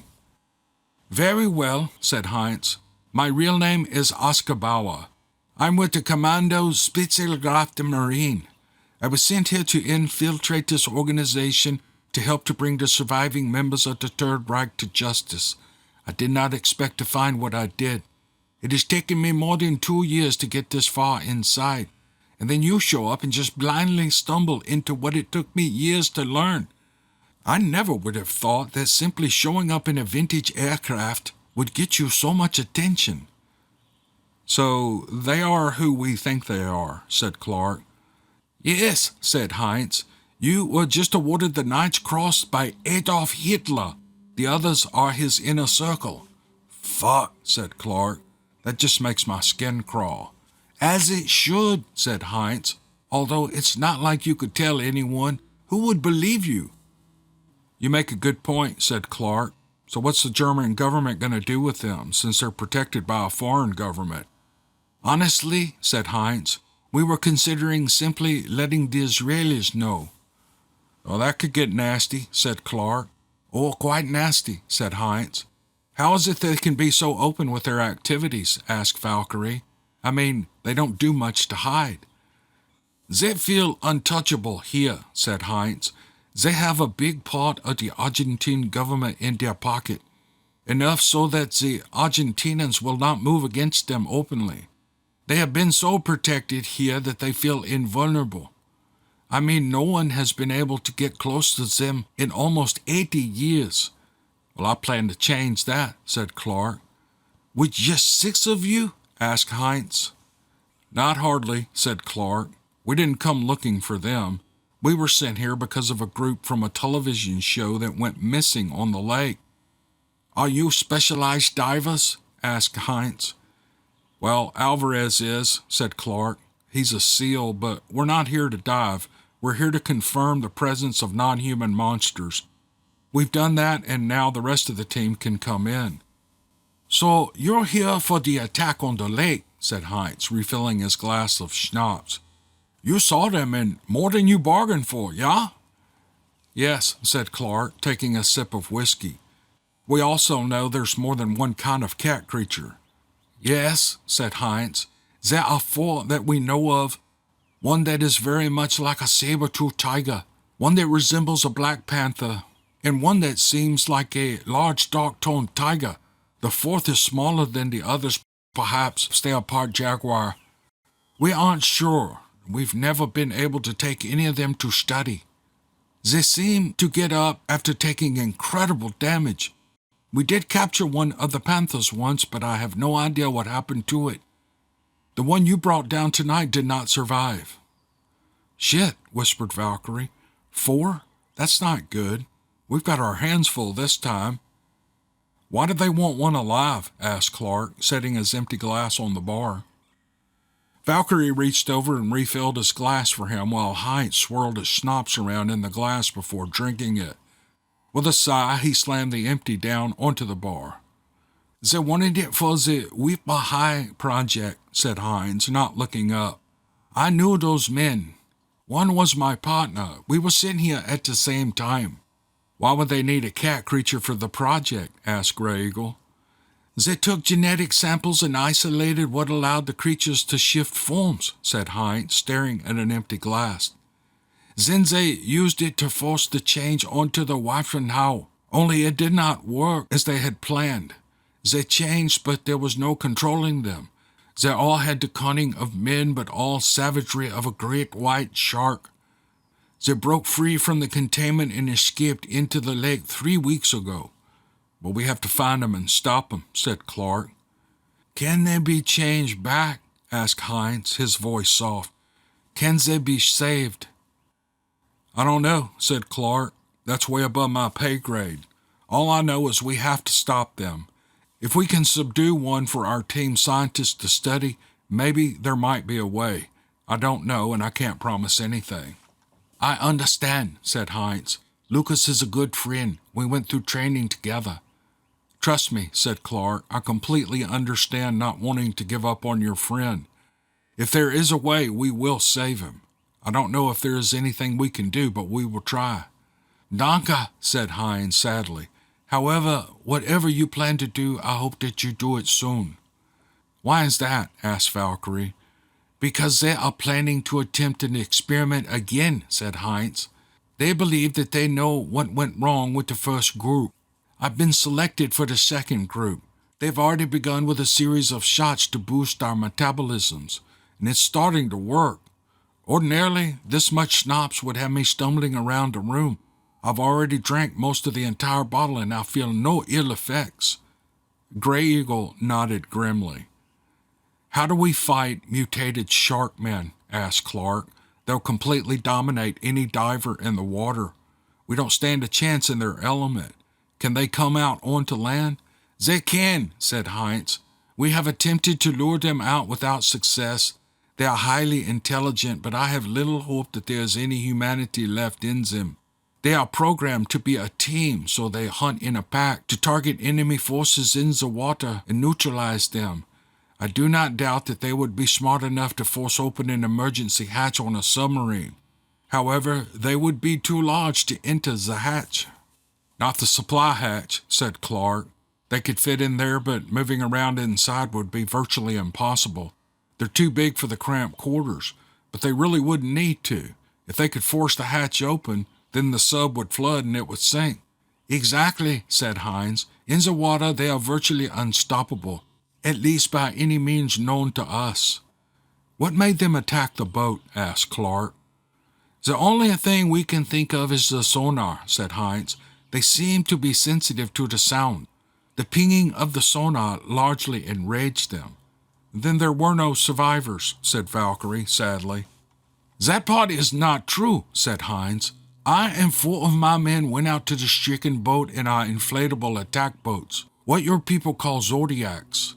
We were able to pull 4 of them from the boat before the Weefaha could get to them.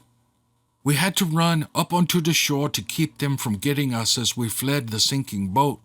We rescued the female host of the show, both cameramen and 1 computer technician." "Where are they?" asked Clark. "We placed them into temporary custody," said Heinz. "We couldn't allow them to alert the press to the presence of the Weefaha before we could either capture or eliminate them. We didn't want the authorities coming around. It was almost 2 days before we learned that they had managed to send images and information back to their television station." "Are they going to release them?" asked Valkyrie. "I was told that they would be released," said Heinz, "but it is far more likely that they would simply disappear. The public already believes them dead. Hinderman can't risk them talking about what they've seen. It could bring a lot of attention here. Well, that particular genie is out of the bottle, said Clark. The rest of our team is already mobilizing. How many are in your team? Asked Heinz. More than 100, said Clark, not including support personnel. That will not be easy to hide, said Heinz. How do you plan on bringing that many in? That will be my boss's decision, said Clark. We're the advanced team, what we call the CAT team or the Cryptid assessment team. We're the advanced team for Team Odin of the Wild Hunt. Your team hunts monsters? Asked Heinz, disbelief in his tone. Yes, we do, said Clark. If I hadn't seen the cat creatures with my own eyes, said Heinz, then I would have questioned your sanity. I take it that there are more than these monsters out there. He gestured to the world around them. Yes, said Gregor, far more than you realize. As if facing the reincarnation of the Third Reich wasn't bad enough, said Heinz. I do appreciate the irony of the last remnants of the Reich being taken down by Odin and the Wild Hunt. All right, I'm in. How can I help you? Well, it is kind of fitting, said Valkyrie. You can get us all the information that you can about their activities, said Clark, plus the strength of their forces and placement of their weapons and other locations that you know of. I want as much intel as you can give us, and if we're going to take them down, we need to know what we're up against. If you're bringing in just over 100 fighting men, said Heinz, you might want to ask for additional troops. You will be heavily outnumbered. There are far more than what you saw at Enlalco. I think I can do that, said Clark. You just get us the intel. I will have it to you by the end of the day tomorrow, said Heinz. Where should I send it? Clark gave him his secure email address, and instead of writing it down, Heinz put it into his device. No one but I can get into this phone, said Heinz. Biometric lock. Even my superiors in Germany couldn't get into it without my thumbprint or facial recognition. Okay, said Clark. You get us that info. Let me worry about bringing in enough troops to make this happen. And how will you get them here quickly? Asked Heinz. It's easy, said Clark. Every member of the team is airborne qualified. It looks like the Wild Hunt gets to earn their jump pay. Damn, muttered Gregor. The first jump deployment I've seen with the team, and I have to miss it. Looks like I need to make a call, said Clark. Allfather isn't going to believe this one. Asgard won't either, said Valkyrie. You're telling me that you're going to launch a full-scale airborne invasion of Patagonia? Asked Heinz. It is the quickest way to get them here, said Clark, grinning. I'm with Gregor. I'm just sorry that I'm not going to be jumping with them. Chapter 9. Pillow Talk. 0230 hours, 15 May, Lake Nawalapi. Grey Eagle, Shield Maiden, Runestone, and Raven were all in Clark and Valkyrie's room. Valkyrie was waiting with them. Clark was still on the roof, using the satellite phone, speaking with command. He'd been on the phone for over an hour. They were beginning to grow worried when Clark dropped back onto the balcony. Well, that went better than I expected, said Clark. What happened? Asked Valkyrie. At first, Asgard was against it, said Clark. I was on conference with Asgard, Allfather, and several others. They said that a direct assault on them wasn't in the purview of the team. But after I explained that they created the Sharkmen and that they were just going to create more, Asgard went up the food chain. Well, how high up the chain? Asked Gregor. Let's just say he disturbed the sleep of a very important person who lives on Pennsylvania Avenue, said Clark. It took a while, but I explained it again. Then he left the conversation for about half an hour. I'm given to understand that he made a couple of high-level calls before greenlighting us. We've got whatever resources we need, plus full support of JSOC should we need it. Also, there are numerous arrests being made as we speak within the Argentine government. Now this is the part where it's going to get interesting. What? Asked Valkyrie. 2 elements of the hunt are on their way, said Clark. They're only sending 2 teams? Asked Runestone. Not teams, corrected Clark. Elements. Alaska has been asked to cover the west and east coast until this thing is finished. Both West Coast and Midwest divisions of the hunt are dropping in. Asgard is leading this personally. The general is going to jump, asked Raven. Everyone's going to, said Clark. They're dropping everything. How are they going to explain this? Asked Grey Eagle. Special training exercise authorized by the Argentinian government, said Clark. It's being called a rapid deployment exercise to check the readiness of the military to deploy a large force anywhere in the world with minimal notice. Holy shit, said Runestone. Indeed, said Grey Eagle. When do they drop?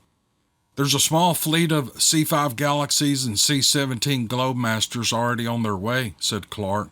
Best guess we should see the beginnings of the drop near sundown. What about the cat creatures? Asked Valkyrie. We got less than 16 hours to locate them, and they'll task a team to take them on, said Clark, unless we determine we can handle them before their arrival. Well, so much for getting any sleep, said Valkyrie. When do we leave? I don't want to go until it's daylight, said Clark. We didn't pack night vision, so only Grey Eagle would be able to see them coming. That means we can grab a few hours of sleep. I suggest we make the most of it. Once the teams hit the ground, we won't be getting much rest. He's right, said Grey Eagle. We should grab some rack time while we have the chance. Everyone headed back to their respective rooms. Valkyrie headed into the bathroom to change, leaving Clark to slip into a T-shirt and shorts before she came back out. When she exited the bathroom, he headed to brush his teeth before bed, and returning a few minutes later, he headed for the couch. You know, she said, we're both adults. We can sleep in the same bed without anything going on. I feel bad that you would have to sleep on that couch. It's too short to lay down, and it does not look comfortable. I've slept on worse, he said, much worse. I know you have, she said. We both have, but this is different. We're in a 4-star hotel. You should be comfortable too. Are you afraid of me? I don't bite, and I do shower on occasion. Clark thought about it for a moment. All right, he said. I guess it won't hurt anything. Valkyrie slid over to one side while Clark slipped beneath the covers on the other. Once his head hit the pillow, he closed his eyes and stretched. The mattress was very comfortable, and the pillow seemed to cradle his head without any pressure. I really can't believe everything that we've learned and experienced has only been in one day, said Valkyrie softly. Yeah, mumbled Clark. It's been a long day. I never knew you could play piano, she said, rolling onto her side to face him. He kept his eyes closed and didn't react. I don't play often, he said. I'm out of practice. It sounded great to me, she said. I played songs I remembered, he said. There's no way I could do that for a song I haven't played 1,000,000 times. But Zombie? She asked. You never struck me as a Cranberries fan. I'm not, he explained. It was my sister's favorite song. I played it because she liked it. You have a sister? She asked. You know, he said, opening one eye and peering at her, I didn't just spring from the ground fully formed. I have a sister who's a year older than me and a brother who's 6 years older. She's a TV news meteorologist in St. Louis, and he's a dick. He lives in New York. I don't stay in contact with either of them, one by choice and the other by time. Are they married? She asked. Do you have any nephews or nieces? Why do you want to know all this stuff? He asked. Because you're a mystery, she said. No one on the team knows much about you. We're all taking bets on pieces of your history. That's like how I receive it, he said, laying back. Well, yeah, she said, it's classified. For some reason, even with our clearances on the team, we can't read the file. It's a need-to-know information, said Clark. If it was pertinent to a mission, they would tell you. And you won't talk about it, she added. There's a reason for that, said Clark. For one, it's classified. And for another, I don't like to think about that day other than to miss my friends. Oh, I'm sorry, she said, seeing the pain in his face. You don't have to talk about that. Tell me about your family.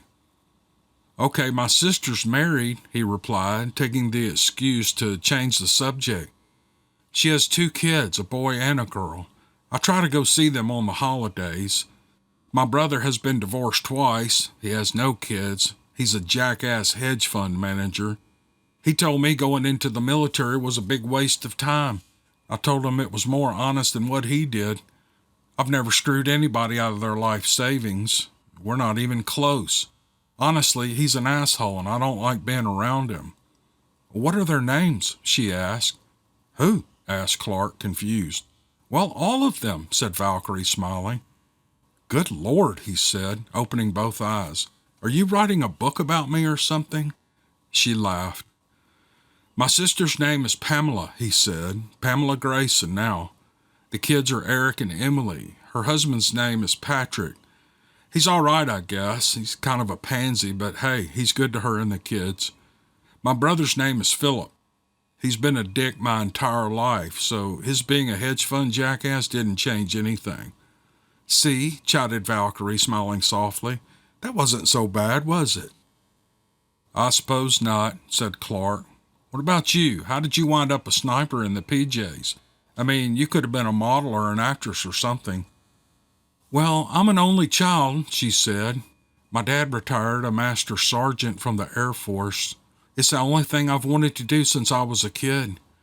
He took me hunting a lot when I was young, and that's when I learned to shoot. When I joined the Air Force, my parents were proud, but I know my mom wanted me to go to college and do something else, like modeling or something. But that wasn't for me. During training, I broke every record in my unit for marksmanship. I enlisted to go into the Air Force security, and when word of my shooting got out, I was offered a chance to go to pararescue school, and I happily accepted. I guess you did well, said Clark, based on what I've seen.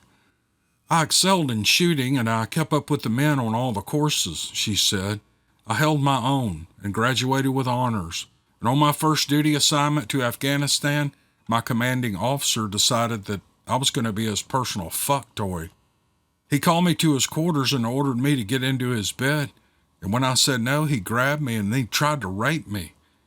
What happened? Asked Clark, a note of anger in his tone. I broke his jaw, she said. When he called me to his quarters, I suspected it was something like that, so I recorded the conversation with my phone. When I presented that at the court-martial, I ended the career of a full-bird colonel and ruined my reputation with the PJs. I knew then that I had to either leave the Air Force or find another way to serve.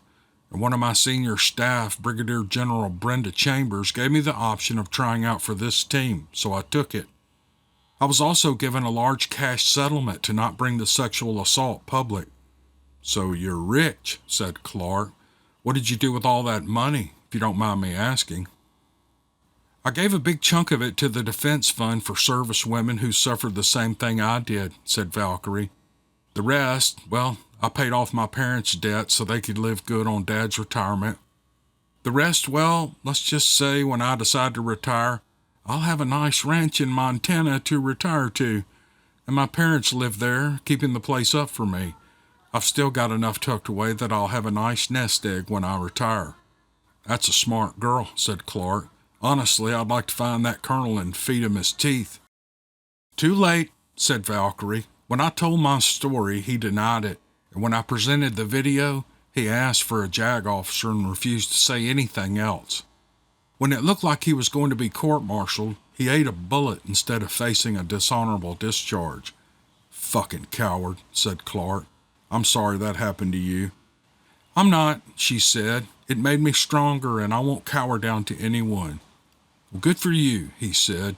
If anyone ever pulls that shit, you tell me and I'll nail their ass to the nearest wall. You know, said Valkyrie, until I met you, I thought all officers were like that. I hated officers for a long time. When you took over, you immediately treated me like an equal. You've never talked down to me or said that I did a good job for a woman. You do a good job for anyone, said Clark. I used to think I was a good shot till I met you. You're fucking scary with a rifle. She blushed and chuckled. Thank you, she said. See, that's what I'm talking about. You don't act like an officer. I was an E6 staff sergeant when I got out of the Army, he said. Saunders pulled some strings and got me commissioned to join the team. He wanted me as his executive officer. I don't know how he made that happen, but he did. So in my heart, I'm still just a staff sergeant. I take care of my people so they'll take care of me. That's how it should always work. I wish more people in leadership positions felt that way, said Valkyrie. Well, I'm sorry you had to go through that, said Clark. I would never do anything like that to you or anyone. You have more than proven you deserve your position with this team. You're the best shooter I've ever worked with, and I've worked with some good ones. Thank you, she said. We should try to get some sleep, said Clark. We've got a full day ahead of us, maybe several days. Tell me one thing before we doze off, she said. Okay, he said. If the situation was different, she said hesitantly, would you have kissed me? I mean, we've had a couple of moments since we got here where I felt like I wanted you to. Clark took a deep breath and slowly let it out. I'm not great at saying things, said Clark. I tend to be too direct for my own good sometimes. We both know the reasons that we can't. First off, I'm married. Also, there's the entire against regulations thing. But if the situations were different and none of that applied, yes, she whispered. Well, I think you're beautiful, said Clark, smiling gently. I also find you incredibly intriguing, a strange mixture of sensual and deadly that I find attractive. It's also the same mixture that I love about my wife. She's a fighter just like you, and I love her more than I ever thought I could love anyone. Yes, I do find you attractive, and yes, I would have tried to kiss you if I were single. But here's the thing. I think kissing you would be a big mistake. If we were in love, there's a good chance you might watch me die through your scope, and I couldn't do that to you. We're soldiers. I can love you, but it must be as a sister or best friend. I can't imagine doing it any other way without one of us facing the reality of watching the other one die. I saw what that did to Amanda when I nearly died in a gunfight while we were deputies. I can't hurt anyone like that again. Valkyrie sat in silence for a long moment, looking down at the bed. I have a confession to make, she said softly. What's that? I've been texting your wife since we left Fort Leonard Wood, she said, looking up mischievously. I've even been sneaking pictures of you when you weren't watching. Clark frowned at her. What the hell's going on? He asked. Amanda knew that we were going to be playing husband and wife, she said. I wanted her to know that nothing would happen between us. Even when I tempted you, nothing happened. That was just me being rotten. I'm sorry. Clark glared at her for a moment before smiling. So Amanda knows this, he said. Yes, said Valkyrie, grinning. And if I'd given in to you, said Clark. You didn't, said Valkyrie, which I find incredibly attractive. Your sense of honor and code of ethics. Most men would have been on me faster than Raven and Runestone went at it, even without me playing it up. I hope you're not mad at me. No, said Clark. I should have known you and Amanda would hit it off. How often do you two text? All the time, said Valkyrie. I send her pictures of you whenever we take a break or when there isn't any action. My scope has a cord I can attach to my phone. Clark stared at her for a moment before shaking his head. God help us, said Clark. Should I start referring to you as my work wife? Now that's funny, said Valkyrie. That's exactly what Amanda called me. When we get clear of this mission, said Clark, I want to see all the pics you've sent her, and then the three of us need to have a chat. I'll barbecue at the cabin and we can invite the team, and we can talk there. Oh, please don't be mad at her, said Valkyrie. The flirting part was my idea. I've got to say, when you clean up and wear a tux, you're not exactly hard on the eyes. Clark shook his head and put his hands behind his head. You two are going to be the death of me, he said. Now, let's get some sleep. You got it, boss, she said, grinning and laying back on her pillow. Clark closed his eyes, his thoughts whirling. He wasn't sure what was going to be said in the conversation they were all going to have, but he needed to play it close to the vest. Neither of them could ever know just how close he came to giving in. Chapter 10. 06:30 hours, 15 May, Lake Nawalapi. Valkyrie awoke and rolled over, placing her hand on the pillow beside her. It took her a moment to realize that there was nothing there and it was still warm. Opening her eyes, she glanced around the room as her vision cleared from sleep. She didn't see any sign of Clark. Sitting up in the bed, she caught a glimpse of movement out the corner of her eye. The sun wasn't up yet, and the morning looked chilly. The movement she'd seen was Clark on the balcony doing pull-ups rapidly. He was wearing his workout shorts and tennis shoes, but no shirt. She saw the rippling muscles in his back as he moved. She also saw the network of scars and pucker marks that had to be bullet wounds. He had been doing them for a while because the sweat that formed on his back was streaming. After a few moments, he paused while in the up position and then kicked his legs back and dropped from the edge of the roof onto the floor of the balcony. He had noticed her sitting up in bed, and he leaned against the railing and looked out over the dark lake. Their room faced west and would give them a magnificent view of the sunset, but they would not be able to watch the sunrise. Grabbing a towel that was folded on the chair beside him, Clark toweled off the sweat from his face and moved inside. When he saw Valkyrie sitting up in bed, he smiled. "Good morning, sunshine," he said. "How long have you been up?" she asked. "Little while," he said. "I slipped out of bed so I wouldn't wake you. I usually only sleep a couple of hours at a time. I just can't seem to sleep longer than that. Unless—" His voice trailed off. "Unless what?" she asked. "Well, Amanda has a way of making me sleep longer," he said. "Let's just leave it at that." "What way is—" she began and then paused. "Oh, okay, I get it." "I'm going to leave you to ponder that," said Clark. "I'm grabbing a shower. I want us all to get breakfast together before we head out today. This might be the last meal we eat for a bit that isn't an MRE. "Ooh," Valkyrie said, wrinkling her nose. "Meals refused by everyone. Those are nasty." "Yeah, we used to call them meals ready to excrete," said Clark. "I always thought they were barely edible until I saw the reaction of the kids in the villages of Kandahar. They acted like it was the greatest thing in the world. And when I saw how they lived, I understood just how good we have it here." "I was deployed to Afghanistan," she said, "but I never left Bagram except to go pull out downed pilots or to cover an extraction, and then we were in and out on choppers. Other than that, I didn't have much contact with the locals." "I've flown out of Bagram several times," he said, glancing at the ground. "When I was with Delta, we lived in the field for months at a time. I was assigned to a surveillance team.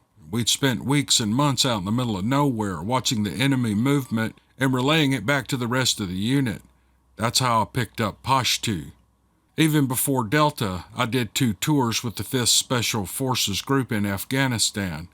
We were technically assigned to Fort Campbell, Kentucky, but I didn't get to spend much time there. After my second deployment, I was offered a shot at Delta, and I took it." "It's a different world over there," she said, nodding. "Yes, it is," he said, turning and heading into the bathroom. Seconds after he shut the door, she heard the shower start up, and when she heard the door to the shower slide shut, she slipped out of bed and lay on the floor. She started with sit-ups to take her mind off of things. She also needed to work off some energy. She found herself looking forward to the action that was about to start. It was something else to focus on. 30 minutes later, they were all gathered at the hotel restaurant ordering their breakfast. While they were dressed as tourists, they had already loaded their bags of weapons and gear into the SUV they rented. Once they were out of town, they would change and head into the forest to see if Grey Eagle could track the cat creatures. "What's the plan, Jefe?" asked Runestone, nodding at Clark. "Well, I've been thinking about that," said Clark. "Just to the east of us is Lago Corintoso. I think we should rent a boat and follow the shoreline to get closer to the area where we saw the creature from the road. Otherwise, we're going to have to make our move within view of the town." "That's a good idea," said Valkyrie. "We can take the boat down the lake much faster than we can bushwhack through the woods." "Yep, that's what I was thinking," said Clark. "All right," said Grey Eagle. "I guess we can just ask the front desk to get us a boat." "Yeah, make sure you specify which lake we want it on," said Raven. "I don't think it would do well on the rapids-filled river that connects to Corintoso and Nawalapi. That river would tear most boats apart." "Well, that's exactly why I think we'll be safe from the shark men on the other lake," said Clark. "I can't see them fighting that river and current without being seen by the locals." I wouldn't assume that, said Runestone. We have no idea what they're capable of. Might be a piece of cake for them to swim upstream. We can't afford to make any assumptions, said Grey Eagle. I can't see them attacking the boat unless we're pinging with sonar, said Valkyrie. I mean, that one boat is the only one we've heard of that was reported missing. The locals go out on both lakes all the time, especially the local fishermen. All right then, said Clark. Fortunately, we won't be packing in any sonar gear. We're running light on gear as it is. Let's eat and get moving. The clock is running and we've got to be ready for the others to arrive. The waitress arrived at the table and began handing out large plates of breakfast foods. She was very pretty, with just the hint of a tattoo sticking out from beneath her sleeves. She set out a large tray of pastries resembling croissants along with everyone's order, and Grey Eagle had a large pile of eggs scrambled with cheese and peppers and spicy sausage. He also had 2 large steaks on the side.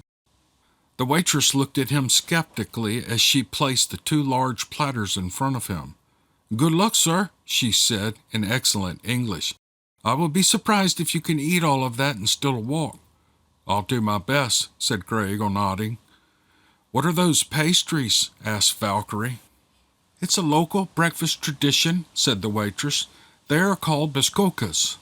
It's a pastry with different fillings. Some are cream-filled, some have jellied fruit inside. I have chocolate. They are delicious. Well, I can't wait to try them, said Valkyrie. Everyone began eating large portions of breakfast, just not quite as large as Grey Eagle's. Why are you eating so much? Asked Raven. I'm going to have to change, said Grey Eagle. I burn a lot of calories. Even if I don't, my metabolism is much faster than normal. I see, said Raven. I never really thought about that. I think I have a better idea than the boat, said Valkyrie. Why don't we go up in the plane? We can use the excuse that we're going sightseeing and land on the lake when we see something. Well, that's a great idea, said Clark. I already had Ernesto refuel the plane. After they finished eating, Valkyrie tried one of the pastries, and her eyes rolled back in her head as she chewed. Oh my God, she whispered. These are amazing. What flavor did you get? Asked Shield Maiden, reaching for one. Chocolate, said Valkyrie. I'm a chocoholic and I love it. Grey Eagle picked one up and took a bite. His eyes flew wide open, and he looked at the rest of the pastry with one raised eyebrow. Raspberry, said Grey Eagle. These are delicious. Clark waved the waitress over. Yes, sir, she said. Can you get us a couple of large orders of bicokas to go, please? He asked. Of course, sir, she said. See, they are quite delicious. A few minutes later, they left the restaurant with a large white paper bag. Grey Eagle had shocked the waitress by not only finishing his breakfast, but also ate 4 biscocos. Great idea bringing more of those with us, said Valkyrie. We can snack on them throughout the day. Absolutely, said Clark. Recovering their bags from the SUV, they headed for the plane. And once they had everything packed inside, they began double-checking the engines for signs of wear or tampering. While they were performing the pre-flight, Ernesto came out to them. Are you leaving already? He asked. Oh, no, said Clark, smiling. We're going to fly over the area to take pictures. We should be back in a few hours. This place is too beautiful not to take advantage of some aerial photography. Oh, of course, senor, said Ernesto. We will await your return. Thank you, sir, said Clark. We should be back before sundown. Ernesto returned and headed back toward the hotel while Clark untied the mooring lines and climbed in through the cockpit hatch. Grey Eagle was already performing the pre-flight checklist. Clark jumped into the pilot's seat and helped finish the checks, and once they were satisfied that everything was in order, Clark began the startup sequence. There was a whine as the starter engaged the starboard engine, and it coughed and then rumbled to life, slowly spooling up to the correct pressure and RPMs. Once it was running smoothly, Clark fired up the port engine.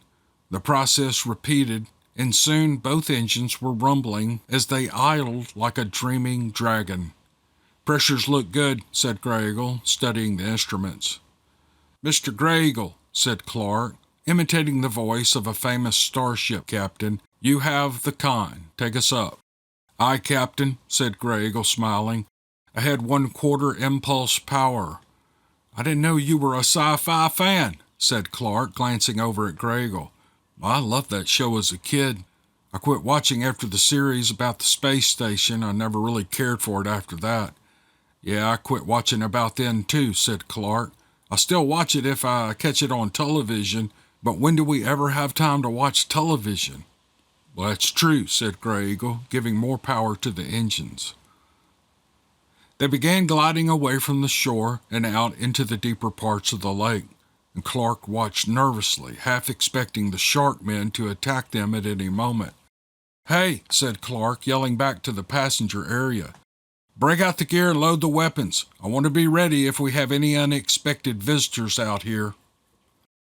Once they were about 100 yards offshore, Grey Eagle brought the aircraft around to face a slight breeze. Clark glanced back and saw that everyone was back in their seats, holding their weapons. He nodded at Grey Eagle, and he turned back to face the front as the engines began to growl with power. Seconds later, they were racing along the surface of the water, gaining speed and generating lift, and Grey Eagle pulled back on the wheel as he adjusted the flaps and trim. The old girl gracefully lifted into the air, and the ground quickly fell away from them. "We're airborne," said Clark. "I'm turning off the no smoking signs, and you are free to move about the cabin." Valkyrie slipped into the cockpit and handed them both their weapons. Sliding into the navigator's seat, she looked around at all the instruments. "This is a museum piece," she said. "How is it that it's even still flying?" "They made these birds to last," said Clark. "With proper maintenance and engine rebuilds, this old girl could fly until she's over 100, maybe longer." Grey Eagle banked around and headed northeast toward Lake Corintoso. Once they passed over the village, he reduced altitude and flew low enough that they could make out the details along the shore. They were looking for any signs of movement or indication of where the creatures might have been. Everything eventually needs water, and they hoped that they would find where they came to drink. After flying along the shore for several minutes, Grey Eagle looked up and tapped Clark on the shoulder. "Boss, check that out," said Grey Eagle, pointing. Clark turned and looked. Just ahead, the shore veered inland and opened into what looked like a large bay. "You think it's worth checking out?" asked Grey Eagle. "Definitely," said Clark, reaching for his binoculars. As they banked into the bay, Clark began searching the tree line for anything that might give away its presence. And after a few seconds, he paused and began focusing the binoculars. "I think I've got something," he said, grinning. "What do you see?" said Grey Eagle. "Looks like a spot where something has been dragged from the shore to the trees," said Clark, pointing to where the spot was.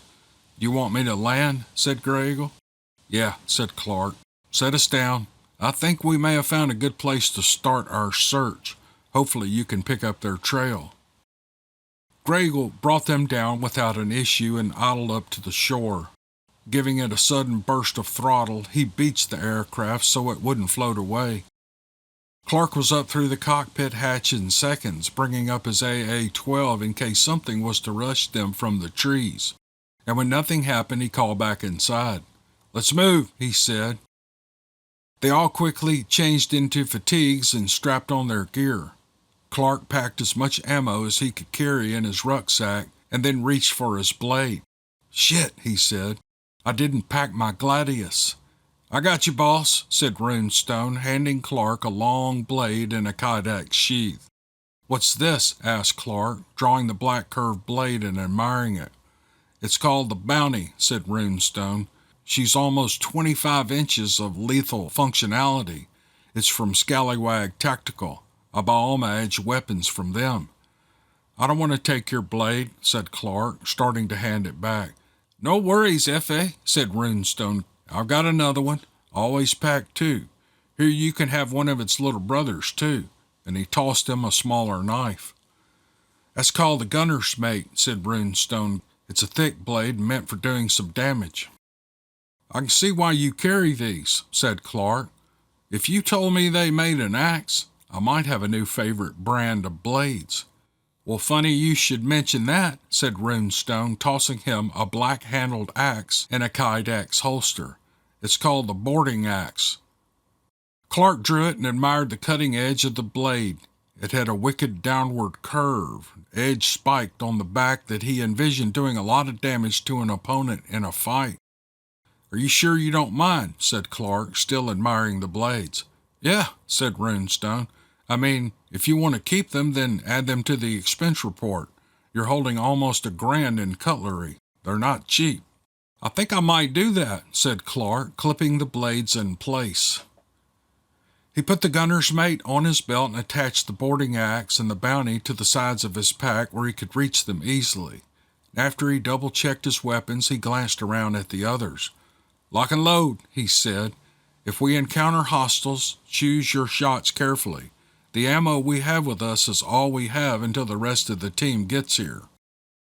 Charging handles were pulled and slides were racked as everyone loaded a live round into the chambers of their weapons. Clark had the drum magazine on his AA-12 plus 5 more in his pack.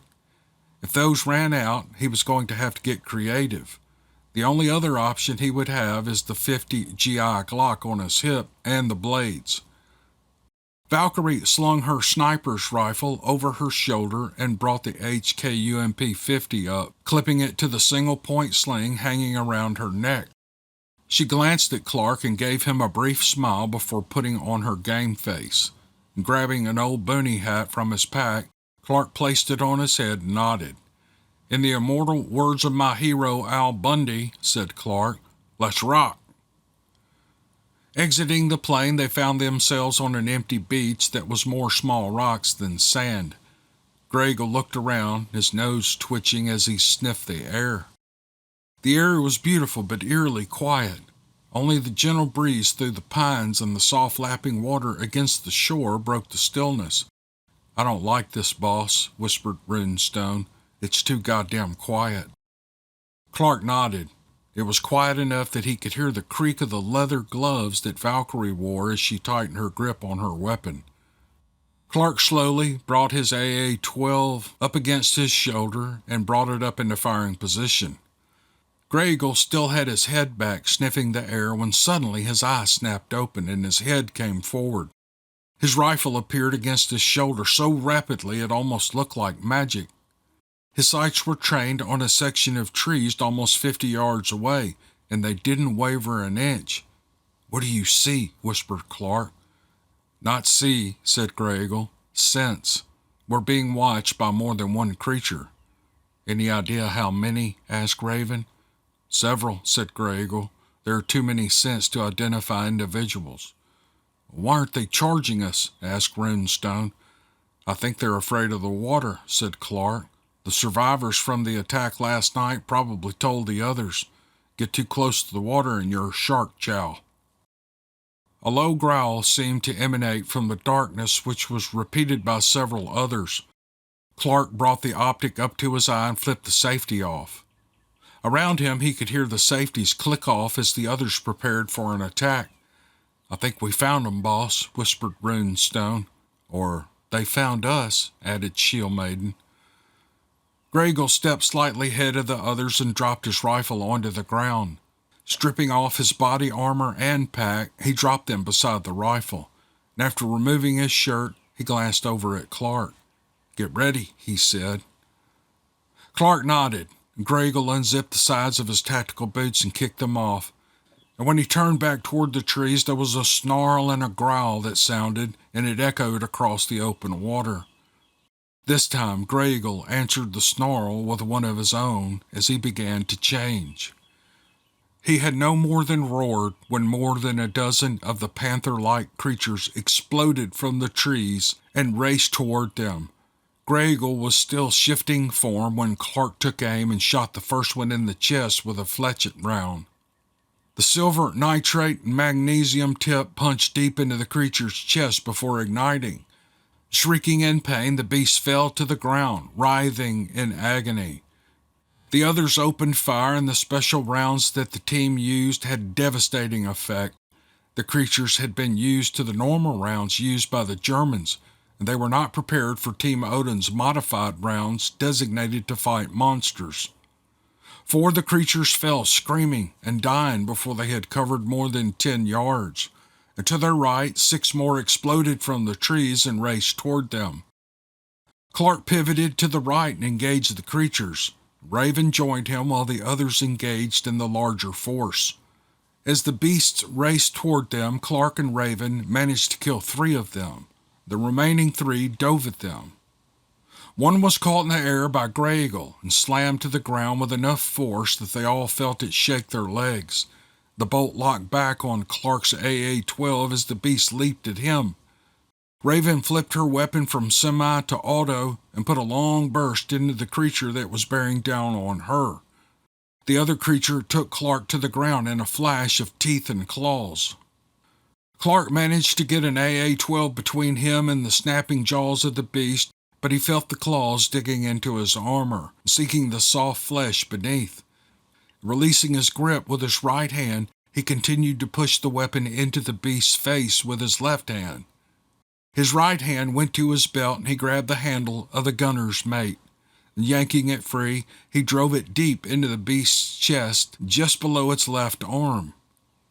He scored 3 deep stabs before it pushed away from him, blood fountaining from its side, and the beast put its hand to the wound and looked at the crimson fluid that was now dripping from it, and Clark could see the wound was healing, but it was still losing a lot of blood. The knife was still protruding from the beast's rib cage. Slowly, it pulled the blade out and tossed it aside, growling low at Clark. There was a gurgling in the growl, and he knew he'd hit a lung.